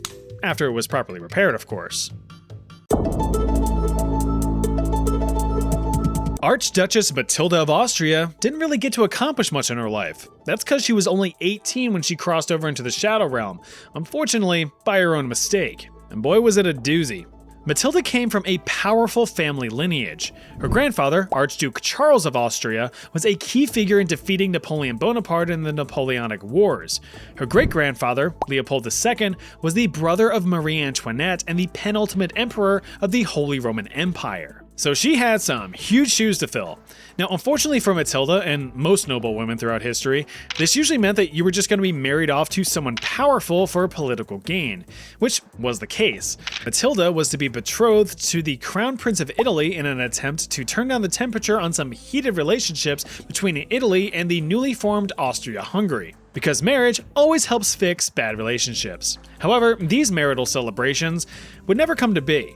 You see, young Matilda was a woman of habit. A bad habit. Since she lived in such a state of stress, she savored the smoking of cigarettes. Of course, her father wasn't too keen on this tendency of tobacco dependency, often warning her of the dangers of such a habit. "This habit is dangerous." He also warned her of the many health risks. "There are many health risks." Finally, he had straight up forbidden her from smoking. But all of those foreboding flashbacks didn't prevent the Archduchess from indulging. One evening in May of 1867, Matilda was getting ready to attend the theater, dressing up in her finest, poofiest, most combustible dress. After fitting into the thing, she fancied herself a tobacco snacky, lighting one up for a few quick drags. Whilst puffing away, her ear holes detected the vibrations of footsteps approaching. Her father's footsteps. In a panic, she carelessly concealed the cigarette in the back folds of her dress. "All ready to go to the theater, my dear?" he said in whatever language Austrians speak. "Ach, very good. You aren't smoking in here, are you?" "Nein." "Okay then, off we go." The poor girl's dress ignited in a roar of flames. Her blood-curdling screams alerted servants to attempt to extinguish the fire. They were successful, but the damage was done. The Archduchess's neck, her back, her arms, and her crack all suffered severe second and third degree burns. She was alive, but in critical condition. Ugh, so no theater. For more than 2 weeks, Matilda received around-the-clock care for her wounds. Similar to poor Stanislav from before, the medical knowledge at the time surrounding treatment of severe burns remained limited. No more than just lathering ointments and bandages and hoping for healing. The crucial process of removing dead skin and applying antiseptics just wasn't standardized or even practiced yet. This resulted in victims succumbing to deadly infections from the fetid flesh. Matilda's wounds turned gangrenous as the infection continued to spread. Despite medical efforts, she died from her self-immolation injuries on June 6, 1867. Remember, that smoking kills. Unless you're smoking a tender rack of ribs.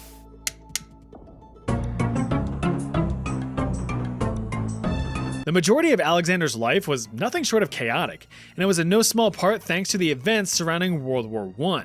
Dear old dad King Constantine I set a Greek policy of neutrality when Europe was banging away at itself during the Great War. This was neutral on paper, but Constantine's familial ties to the German crown had him leaning in that direction. I mean, he was married to Kaiser Wilhelm's sister for Pete's sake. No need to piss off the in-laws. Instead, he ended up pissing off his own people. His political stance angered the Greek prime minister, who went and tattled to the Triple Entente of Russia, France, and Great Britain. Fearing a new potential enemy, they decided to nip Greece in the bud. In 1917, Constantine was thrown off his throne, surrendering it to his younger, more easily manipulated son, Alexander. Alex regrettably accepted the crown at age 23. You see, even though he was now king, Alex knew that he held no real power. That was instead now transferred to the prime minister. Now viewed as traitors, Alex's family was cast into exile. As for Alex himself, he fled Athens to his family's summer home in Tatoi, which is like right up the road. Seriously, it's like a half-hour drive. But it was here that Alex suffered what he thought was a rather inconsequential wound. Well, he was about to be proven very wrong. While out on a stroll on the palace's property, Alex noticed that his pet dog was getting bullied by one of the palace's steward's pet monkeys.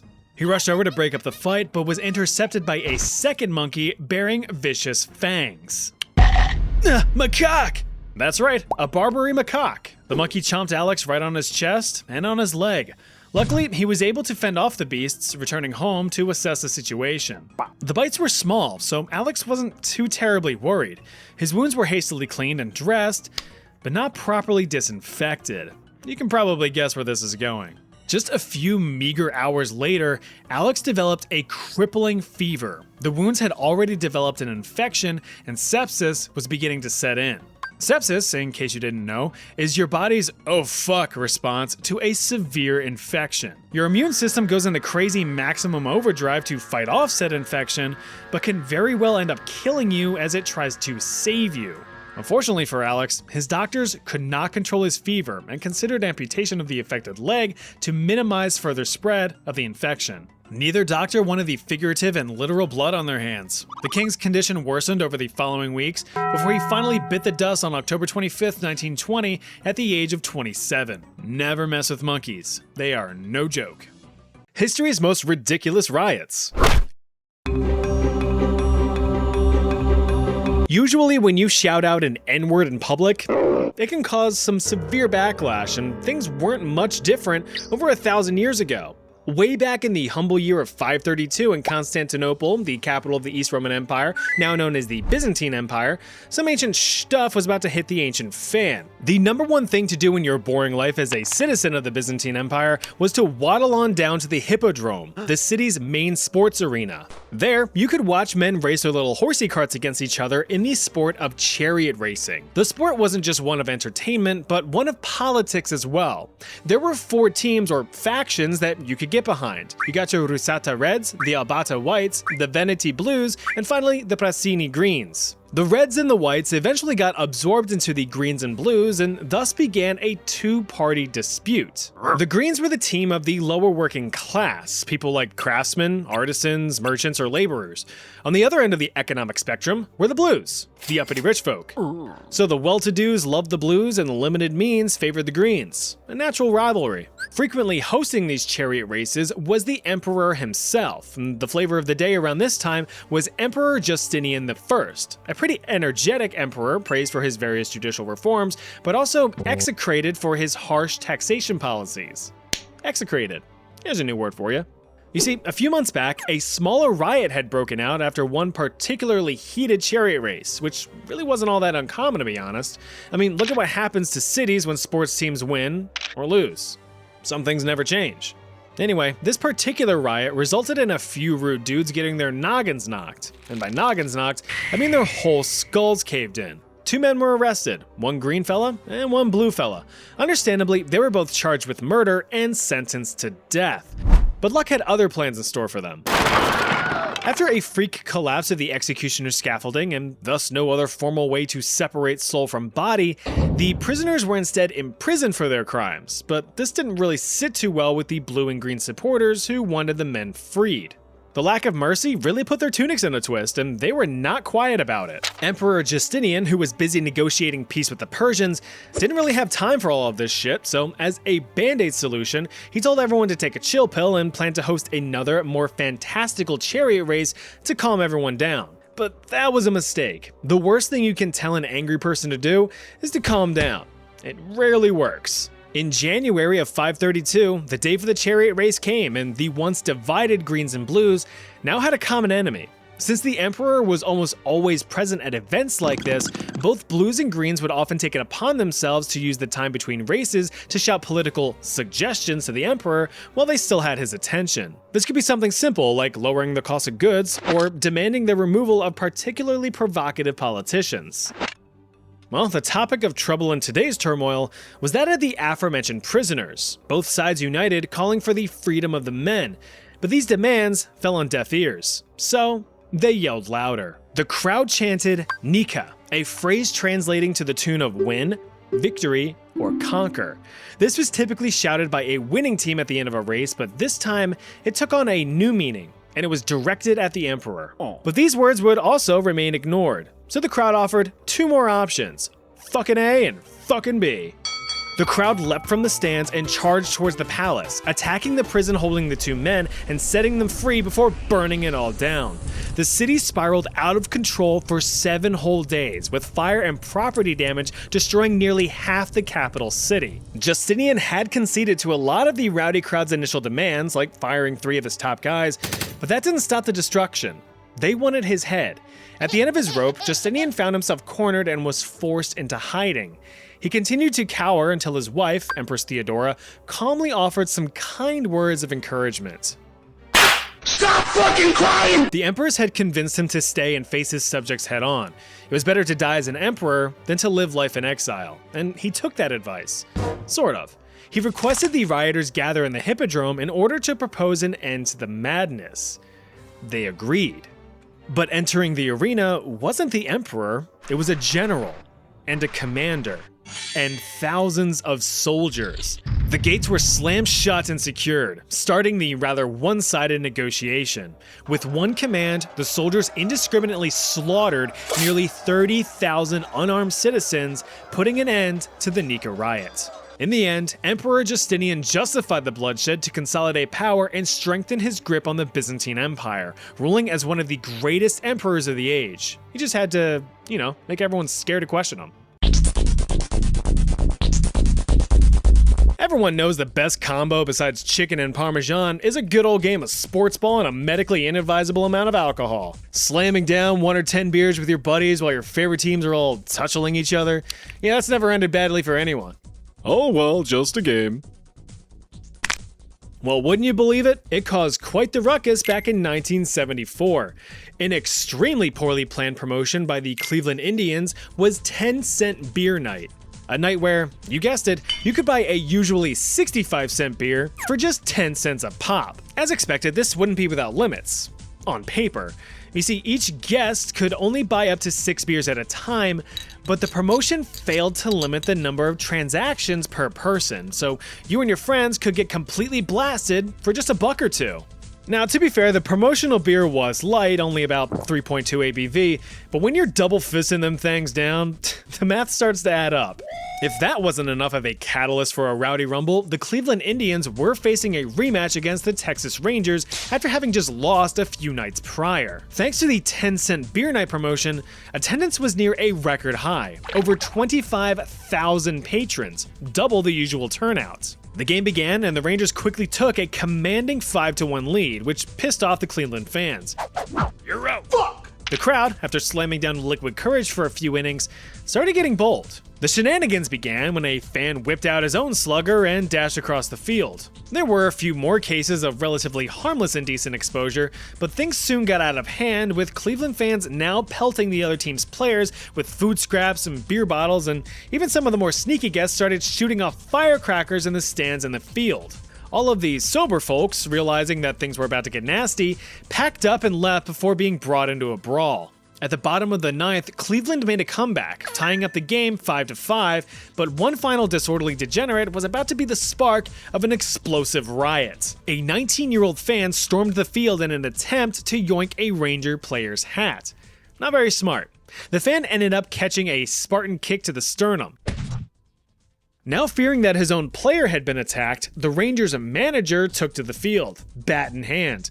Cleveland fans flooded the field and attacked the Rangers, hurling fists, rocks, bottles, chairs, each other, whatever they could get a hold of. Both teams were now fending off all of the fans, but luckily managed to escape the chaos, fleeing within the stadium. But in their absence, the rambunctious rascals destroyed the field, stealing bases and trashing the dugouts. Well, it looks like I made it to third base one way or another.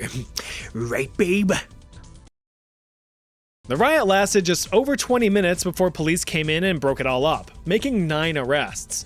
All in all, there were no serious injuries and the game was forfeited to the Rangers. Just over 1 month later, a second 10-cent beer night was held to the tune of over 43,000 attendees. But this time, only 2 drinks per person were permitted. No problems occurred. It may have also been due to the fact that there were about 200 cops on site to help maintain order.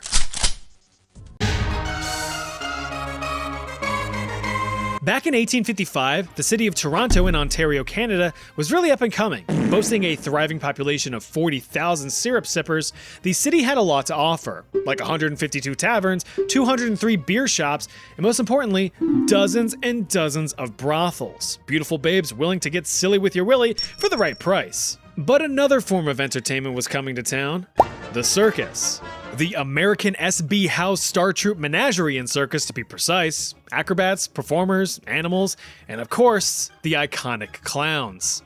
The show was in town for just 2 nights. After the end of the first night, many of the clowns took the night off from their slapstick comedy to consensually slap their sticks in women's faces at a local brothel. Problem was, they chose the wrong one. This particular establishment was the go-to spot for the local volunteer firefighting brigade. So all night, the men fought for the attention of hardworking women so they could get their dunks sunked. The thing you have to remember is, these were firefighters and clowns of yore, not the type that we see today. For instance, firefighters back in the day were in competition with each other. When there was a fire, they rushed to see who could get there first and get the payout. This often resulted in fire departments banging away at each other while the fire blazed on in the background. In short, these men knew how to fight. And so did the clowns, because the clowns beat up the firefighters so they could get beat off in peace and quiet. 2 firefighters were reported as seriously injured, having to get carted off to be treated for their wounds. But unlike the brothel workers, these firefighters wouldn't be taking this lying down. These clowns were outsiders, and they were about to be reminded of that. The local policemen, firefighters, and many of the town's elite were part of a group called the Orange Order, so they weren't too happy to hear about the showdown with the showman. The very next day, dozens of men from the Order attacked the circus as vengeance. Stones were thrown and fires were ignited, prompting the fire department to show up, only to partake in the carnage. Sorry.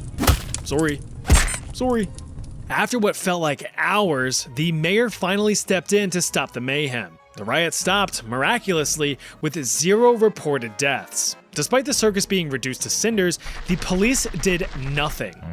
Why would they? They were in on it. 17 people were reportedly charged, but only 1 ever saw a conviction. The local Torontonians, or whatever they call themselves, didn't really like that response and called out the obvious corruption. To them, they just witnessed a bunch of the local elites destroy a circus unprovoked. The whole fiasco turned public opinion against the Orange Order, and their political power was eventually squeezed from the area. There's fewer things worse in this timeline than the parasites that are scalpers. Scumbags that just buy up and hoard relatively cheap in-demand products only to sell them at a profit once they forced market scarcity. So you're forced to sit back and watch as several sweaty, sad excuses for humans raid your local shelves for every last Pokemon pack while your child realizes that he's not allowed to have a fun hobby. But the concept of scalping itself is far from new. Back in 1766 in the town of Nottingham, England, many merchants were looking to turn some cheese into cheddar. Nottingham was an English economic epicenter, thanks to the boom of the Industrial Revolution. Brand new factories meant brand new jobs, and brand new jobs meant that people were flocking to the cities to work. These workers more or less came from agricultural backgrounds, hanging up their plows to work with fancy and deadly machines. Well, with all of these farms shutting down, combined with an overall poor harvest season, the country of England was hurting for food that year. Supply was down, demand was up, so prices for wheats, meats, and treats soon ballooned into unreasonable territory. At the end of each harvest season, Nottingham held their annual Goose Fair in October, a simple city gathering where townsfolk could enjoy a bit of fun while stocking up on food and supplies for the winter. One of the more shelf-stable foods at the time was cheese. Entire wheels could last a family a few months in these colder conditions. But attendees weren't about to shell out all of their shillings on inflated prices. What? Now you might be all, well, yeah, you just said that prices were up because of food shortages, and it's true, they were, but not this bad. Many marketgoers noted that the cheese prices just a town over were roughly half of what was being charged here. So clearly these merchants were being unfair at the fair, but the truth was a lot worse than that. These merchants were buying the cheese in bulk, fresh off of local shipments. So instead of the regular cheese sellers bringing their products to the fair, merchant middlemen bought up all of the supply and resold the curds at marked up prices, pocketing the difference. But this wasn't just limited to Nottingham. The merchants planned to sell those cheeses around the country, cutting off a critical supply of food for the locals. So the people got pissed and began to attack, surrounding all the merchants fronts and backs. They had one demand: sell the cheese here, but the merchants said no with a fuck out of here. And so the riot began. Roads were blocked, merchants were clocked, and carts were knocked over. If they weren't to be sold at a fair price, they would be stolen instead. Rioters began to loot any and all cheese shops, smashing windows and yoinking what wheels they could, throwing them out to the public so everyone could get their fair share. One of the merchants had a literal boatload of cheese and tried to set sail before being boarded. He quickly agreed to rioters' demands to sell the cheese for cheap, but his boat was still looted on principle. The riot got so out of control that a regiment of the British Army had to be called in. They set up shop and fired into the crowd of looters. But of course, instead of hitting any actual looters, William Eggleston, a local farmer just minding his own business, got wanged by a few rogue slugs. The riot lasted for several more days, eventually dying down once the remaining Kurds made their way out of the city. Remember when companies used to host special giveaways, find a golden ticket and win a big old truck, or be the millionth customer and win a lifetime supply of used toenail clippings? They don't really do those anymore. And for good reason, something that the Pepsi Corporation would find out the hard way in 1992. In order to hook new customers onto their delicious and nutritious sugary soda, Pepsi held a contest in the Philippines. The Pepsi Number Fever Contest. Bottle caps of Mountain Dew, 7-Up, Mirinda, and of course Pepsi would each have a number printed underneath them ranging from 1 to 999.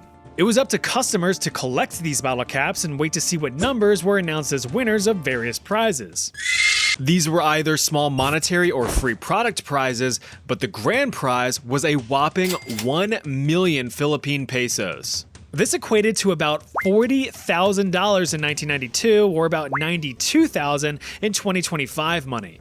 This was, at the time, equivalent to about 51 times the average annual salary in the Philippines, so it was a pretty big deal. Pepsi saw their monthly sales in the area balloon 40% as people scramble for their chance at wealth. New prizes and winning numbers were announced each night on television and radio, and the people would redeem whatever prizes they won. The entire promotion ran from February into May of '92. By the end of the run, over 51,000 different prizes were awarded, including 17 lucky winners of the grand prize. But unfortunately, everyone's luck was about to run out, or at least to them, it would seem like their luckiest day of their lives. As a side note, when companies hold sweepstakes like this, they set aside a specific budget and plan out how many winners of each prize there will be to spend that budget. For the Pepsi Number Fever contest, it was $2 million. They had already made that back in the first few weeks of the promotion, but once the budget was spent, then the promotion was over. On May 25th, another grand prize winning number was announced, 349. Since this was a grand prize, only 2 bottle caps bearing the winning number were supposed to be in circulation. There were more. A lot more. Thanks to an oopsie in the manufacturing department, over 800,000 bottles were distributed with the number 349 under the cap. So in theory, Pepsi was now on the hook for over $32 billion in prizes, almost triple what the entire Pepsi company was worth at the time. Fleets of Filipino fellas and fellettes flocked to their local Pepsi bottling plants to redeem their fortune, but were confused when they saw everyone else with the same supposed winning number. To make matters worse, the company retracted the number, correcting it to 134 the next morning. All of the top Pepsi executives held an emergency meeting to decide a course of action. They agreed to eat into the promotion's profits and count it as a wash. But for 800,000 people, this meant that they could only forfeit about $18 a person. Nearly 500,000 accepted, but 300,000 did not. Thousands of irate individuals banded together, forming the 349 Alliance with the goal of boycotting Pepsi products and eventually receiving their promised prizes. But that wouldn't happen. Over the next several months, numerous small riots broke out, destroying dozens of Pepsi delivery trucks and endangering Pepsi employees. Unfortunately, an extremist protester lobbed a live grenade in a warehouse, popping 3 bottle plant workers in the process. Another device that was hucked at a Pepsi truck ended up taking the lives of a local school teacher and a 5-year-old girl. Yellow. Legal actions against Pepsi persisted up until 2006, where the Supreme Court ruled in favor of Pepsi, absolving them of any future liability for the contest. The contest was a good idea in theory, but it ended up fizzing out and falling flat. It's pronounced Palingopur, and it's ridiculous. Also known as the Eel Riot, this little event is quite the hidden gem in the history of Amsterdam. Let me introduce you to Palingtrekken, a rather curious Dutch pastime. It involves a bunch of your closest friends, a long rope, and a lubed up live eel. Your imagination filling in the blanks a little bit there? Well, allow me to paint a picture. Freaky deaky Dutch dudes would spend summer afternoons attempting to grab a live eel from a rope draped across either a canal or trees, while standing in boats or on horseback respectively. Pull on the dangling devil and be declared a winner, but if you miss your swing, you'll end up losing more than just your balance. It was a fun Dutch tradition for hundreds of Dutch years, until the Dutch government, being the Dutch oven that it was, laid down the Dutch law. Deemed an act of unnecessary cruelty, the practice was banned in the mid-19th century, but that wouldn't deter the population from yanking their eels in public. One fateful day in July of 1886, a group of young labormen were looking to trekken some paling on the Lindelgracht Canal in the impoverished Amsterdam neighborhood of Jordaan. A few local policemen caught the men in the act, being all, absolutely not, but like, in Dutch. One officer sprang into action, cutting the rope across the canal and putting an end to the game. So the laborers put an end to him. The officer was dragged into a nearby cellar and had the ever-loving shit beat out of him. The other officers fled for backup, but this only escalated the situation. Deeming the act of cutting the rope more as an act of oppression rather than punishment, the young men rallied nearly the whole neighborhood, forming a bloodthirsty mob.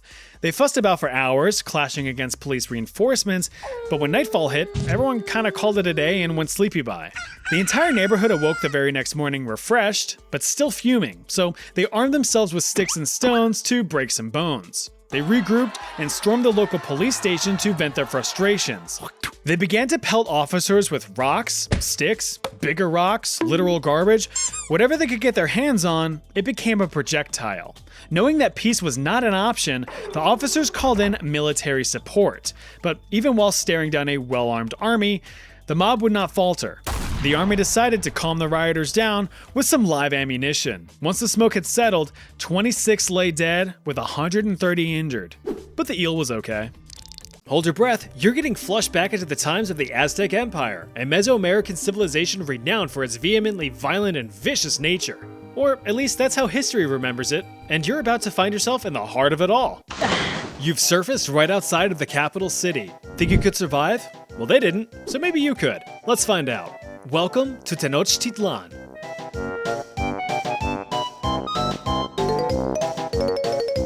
Located in what is now Mexico City, Tenochtitlan was once a sprawling metropolis and one of the most populated cities in the whole world, home to over 200,000 people.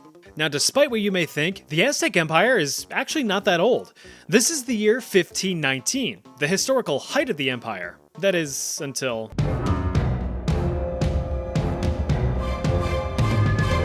But anyway, you begin kicking your little arms and leggies to get to shore, assuming you can swim. After all, Tenochtitlan was built on a huge friggin' lake. Lake Texcoco to be precise. Why? Because religion makes you do illogical things. You see, way back around 1325, the Aztec people, who actually called themselves the Mexica, were tasked by their patron god Huitzilopochtli to find a promised land upon which to build a brand spanking new city. Huitzilopochtli apparently appeared in a priest's dream to deliver a divine prophecy with his soothing, ethereal voice.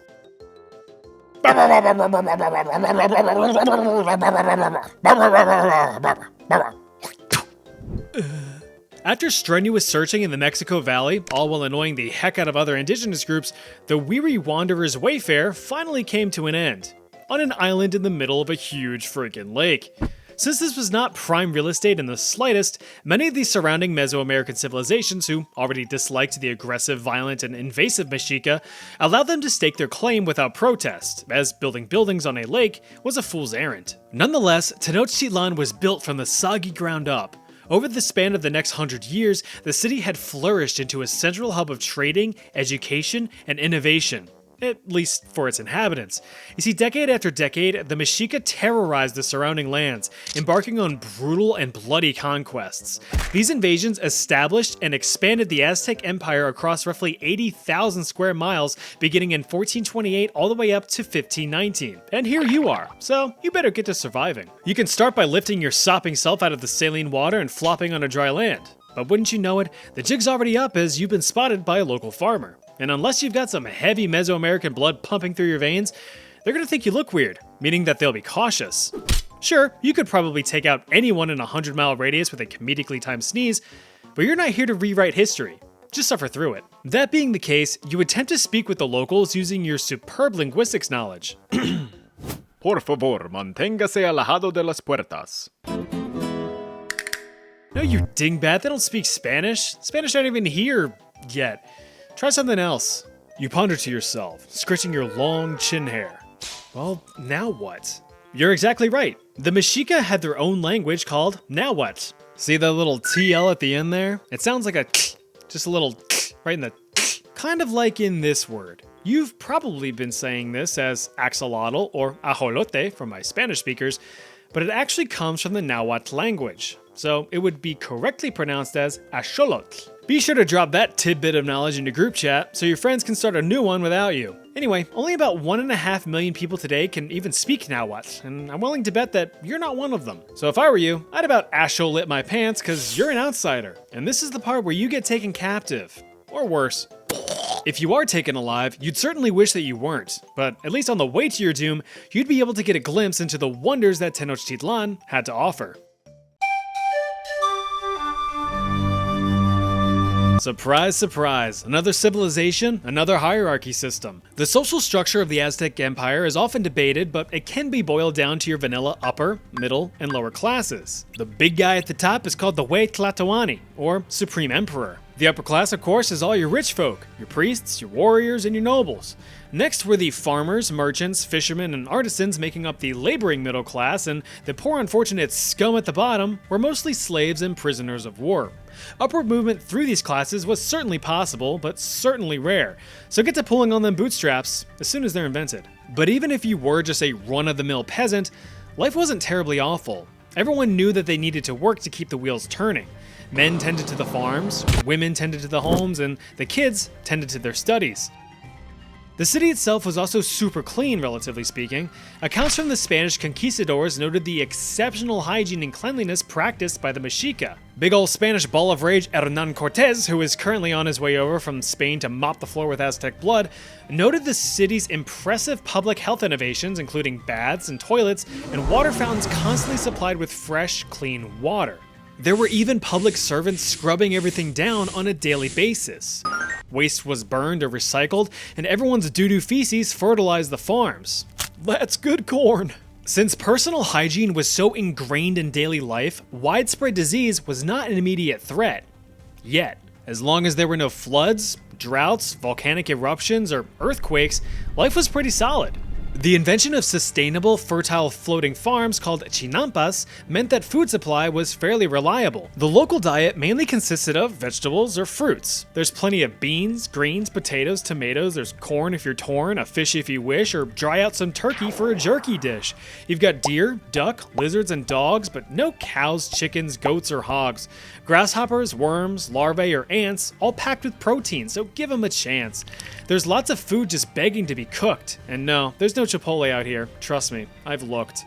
Alright, enough rhyming. Now you have to keep in mind that this sweet lifestyle was only within the city limits of Tenochtitlan. The Aztec Empire itself was huge, and at its height in 1519, the entire empire ruled over 500 city-states and about 6 million people. While the Mexica were the head honchos around these parts, the empire as a whole was actually a triple alliance of 3 main cities: Tenochtitlan, Texcoco, and Tlacopan. But Tenochtitlan was the dominant power. Why? It's simple: fear. The Mexica were terrifyingly brutal and militaristic. Tenochtitlan was the promised land, remember, so they're gonna fight tooth and nail to defend what the gods have declared to be their home. So let's talk military. If you're going to be the main powerhouse of an empire and want to keep that empire from crumbling, you'd best believe that you need people who know how to fight. Surprisingly, Tenochtitlan itself had no standing professional military, so every male needed to be ready for a call to arms at a moment's notice in the event that a neighboring city starts getting all sassy. All male citizens in Tenochtitlan, regardless of class status, were required to go through rigorous warrior training at the age of 15. Intense daily exercise drills, marching formations, and weapon masteries were always on the menu. If you wanted to stab someone from a comfortable distance, you could always launch some arrows or huck a javelin. Close quarters combats called for clubs, spears, or this monstrosity, the maquawitl. This was a wooden paddle adorned with razor-sharp obsidian stones, capable of ripping flesh from bone in a single swing. Its clever design allowed for 2 modes of operation: cutting if they were bad, and spanking if they were naughty. Although certainly capable of inflicting a crap ton of pain, the purpose of these weapons was not to necessarily kill, but to incapacitate. You see, the Mexica actually preferred to capture enemy warriors alive, for reasons we'll cut into later. But perhaps one of the most effective weapons for the Mexica was intimidation. The Mexica wore extravagant, colorful clothing designed to represent ferocious animals such as eagles, jaguars, and serpents. Sometimes full-on animal skins were used too, so imagine getting charged up by a screaming, hulked-out maniac dressed head to toe in jaguar skin. You'd just about invert yourself into a scared little raisin. So while Tenochtitlan had no standing army, it could call upon tens of thousands of trained soldiers at the drop of a hat. As a consequence of being conquered, all city-states within the Aztec Empire were forced to pay tribute to the Mexica, allowing them to maintain the healthy and wealthy lifestyle that you see before you as you're paraded through the city as a filthy prisoner. Failure to pay tribute meant certain death, so these cities were quick to offer up the goods, but of course, they were not happy about it. But none of that concerns you. Instead, you've been sent to court for the crime of being a strange-looking weirdo. Now, this can go one of 2 ways. Captured prisoners in the Aztec Empire either faced slavery or were offered up as a heavy metal sacrifice to the gods, the latter of which being the highest honor. But let's start with... Believe it or not, being a slave under Aztec rule wasn't the worst because it wasn't really a system of oppression. Aztec slaves fell more into the category of indentured servitude instead of what we would think of as full-blown lifelong slavery. Slaves had basic rights, could marry freely, own land, and could even earn their freedom from their owners under the right conditions. I use the term owners here loosely, as they didn't outright own the person, just their labor. Owners were responsible for providing adequate food, shelter, and care for their slaves, and were even forbidden from mistreating them. And funny enough, if you could prove before a court that your owner was being a real asshat, you could most likely earn your freedom. If your owner was being extra dickish with verbal or physical lashings, they might even end up a slave themselves. Mexica criminal punishments went from 0 to 100 real quick. Victims of your petty crimes would have you provide financial compensation or you being enslaved to them to work off the debt. If you did something more serious, prepare to be publicly strangled or beaten to death with a big old stick or some rocks. If you were a real bad boy, you'd be promoted to sacrifice, all of which are pretty effective crime deterrents. But not all slaves were criminals or prisoners. In fact, some were even volunteers. Yeah, some citizens chose to become slaves in order to work off a debt. After that debt had been paid, the contract was complete and both parties went about their merry way, satisfied with the transaction. Remember that physical labor is backbreaking, but debt is crippling. As for work, slaves were mainly assigned to complete domestic chores by their owners. Scrub the walls. Scrub the halls. Scrub my balls? Now, of course, sometimes the involuntary slaves, such as yourself, weren't as willing to participate in paying off their debt to society. Since slave owners were not permitted to sell their slaves without said slave's consent, they were in a bind. So it was time to return the favor using a wooden collar. Not only was this collar one of shame, but also inconvenience. Besides looking completely humiliating, it also had a tactical purpose.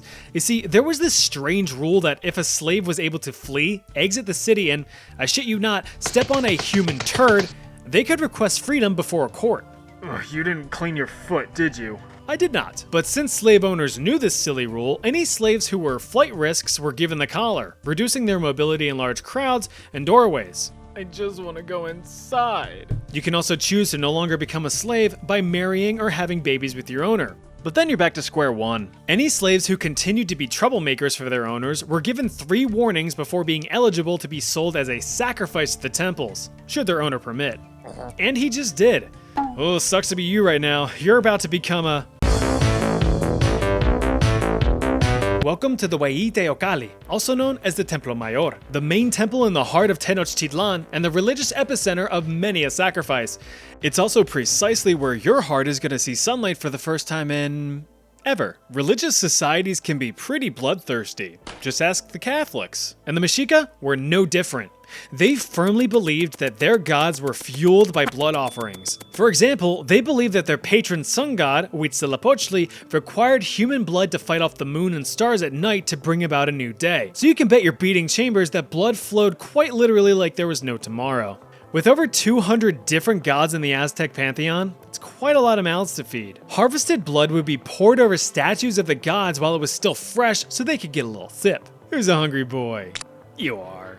Warriors, of course, had the best tasting blood, right behind prisoners and children, so they were given priority over everyone else, making them a hot commodity. In order to keep supplies stocked, the Mexica would often host events called flower wars where at least 2 cities would send out troops to fight one another for the sake of capturing POWs for sacrifice. It's a real win-win. Now, when you think of Aztec human sacrifice, your mind probably goes straight to the iconic heart gripping and ripping, and you'd be right. Slapping a slave on a sacrificial slab and serving a swift stab to the sternum for the sudden surge of that sweet sanguine secretion. But when sacrifices were such a spectacle, variety was the spice of life. If you've seen one heart out of a human body, you've seen them all. Thanks, LiveLeak. Many methods of sacrifice were specific to each god. You want some rain? Drown some crying kiddos in a nearby lake for the rain god. Want to keep volcanic eruptions at bay? You better burn some women for the fire god. You want a bountiful harvest? We've got decapitation and flaying for the god of agriculture. Enthusiastic priests would even go as far as wearing the flayed skin just for that extra bit of pizzazz. The problem with these kinds of practices is that eventually it's going to rain again, volcanoes will have dormant periods, and some harvests will naturally provide higher yields. So if things turned out well, it's because the sacrifices worked. If they didn't, that's because you didn't sacrifice enough. You can see how this is a terrible feedback loop. Sometimes, though, sacrifices were performed on a large scale to slake a large thirst. For example, the grand opening ceremony of the Templo Mayor allegedly saw the blood of over 80,000 captives and slaves pour down the freshly carved stone, though historians do debate if this number is even accurate. What's not up for debate, though, is what's about to happen to you. Say adios to that heart of yours, buddy. Stop!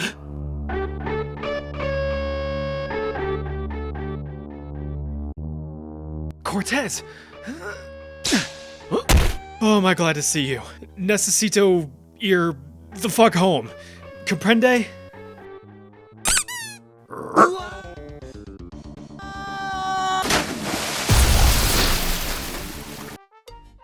Where the fuck were you?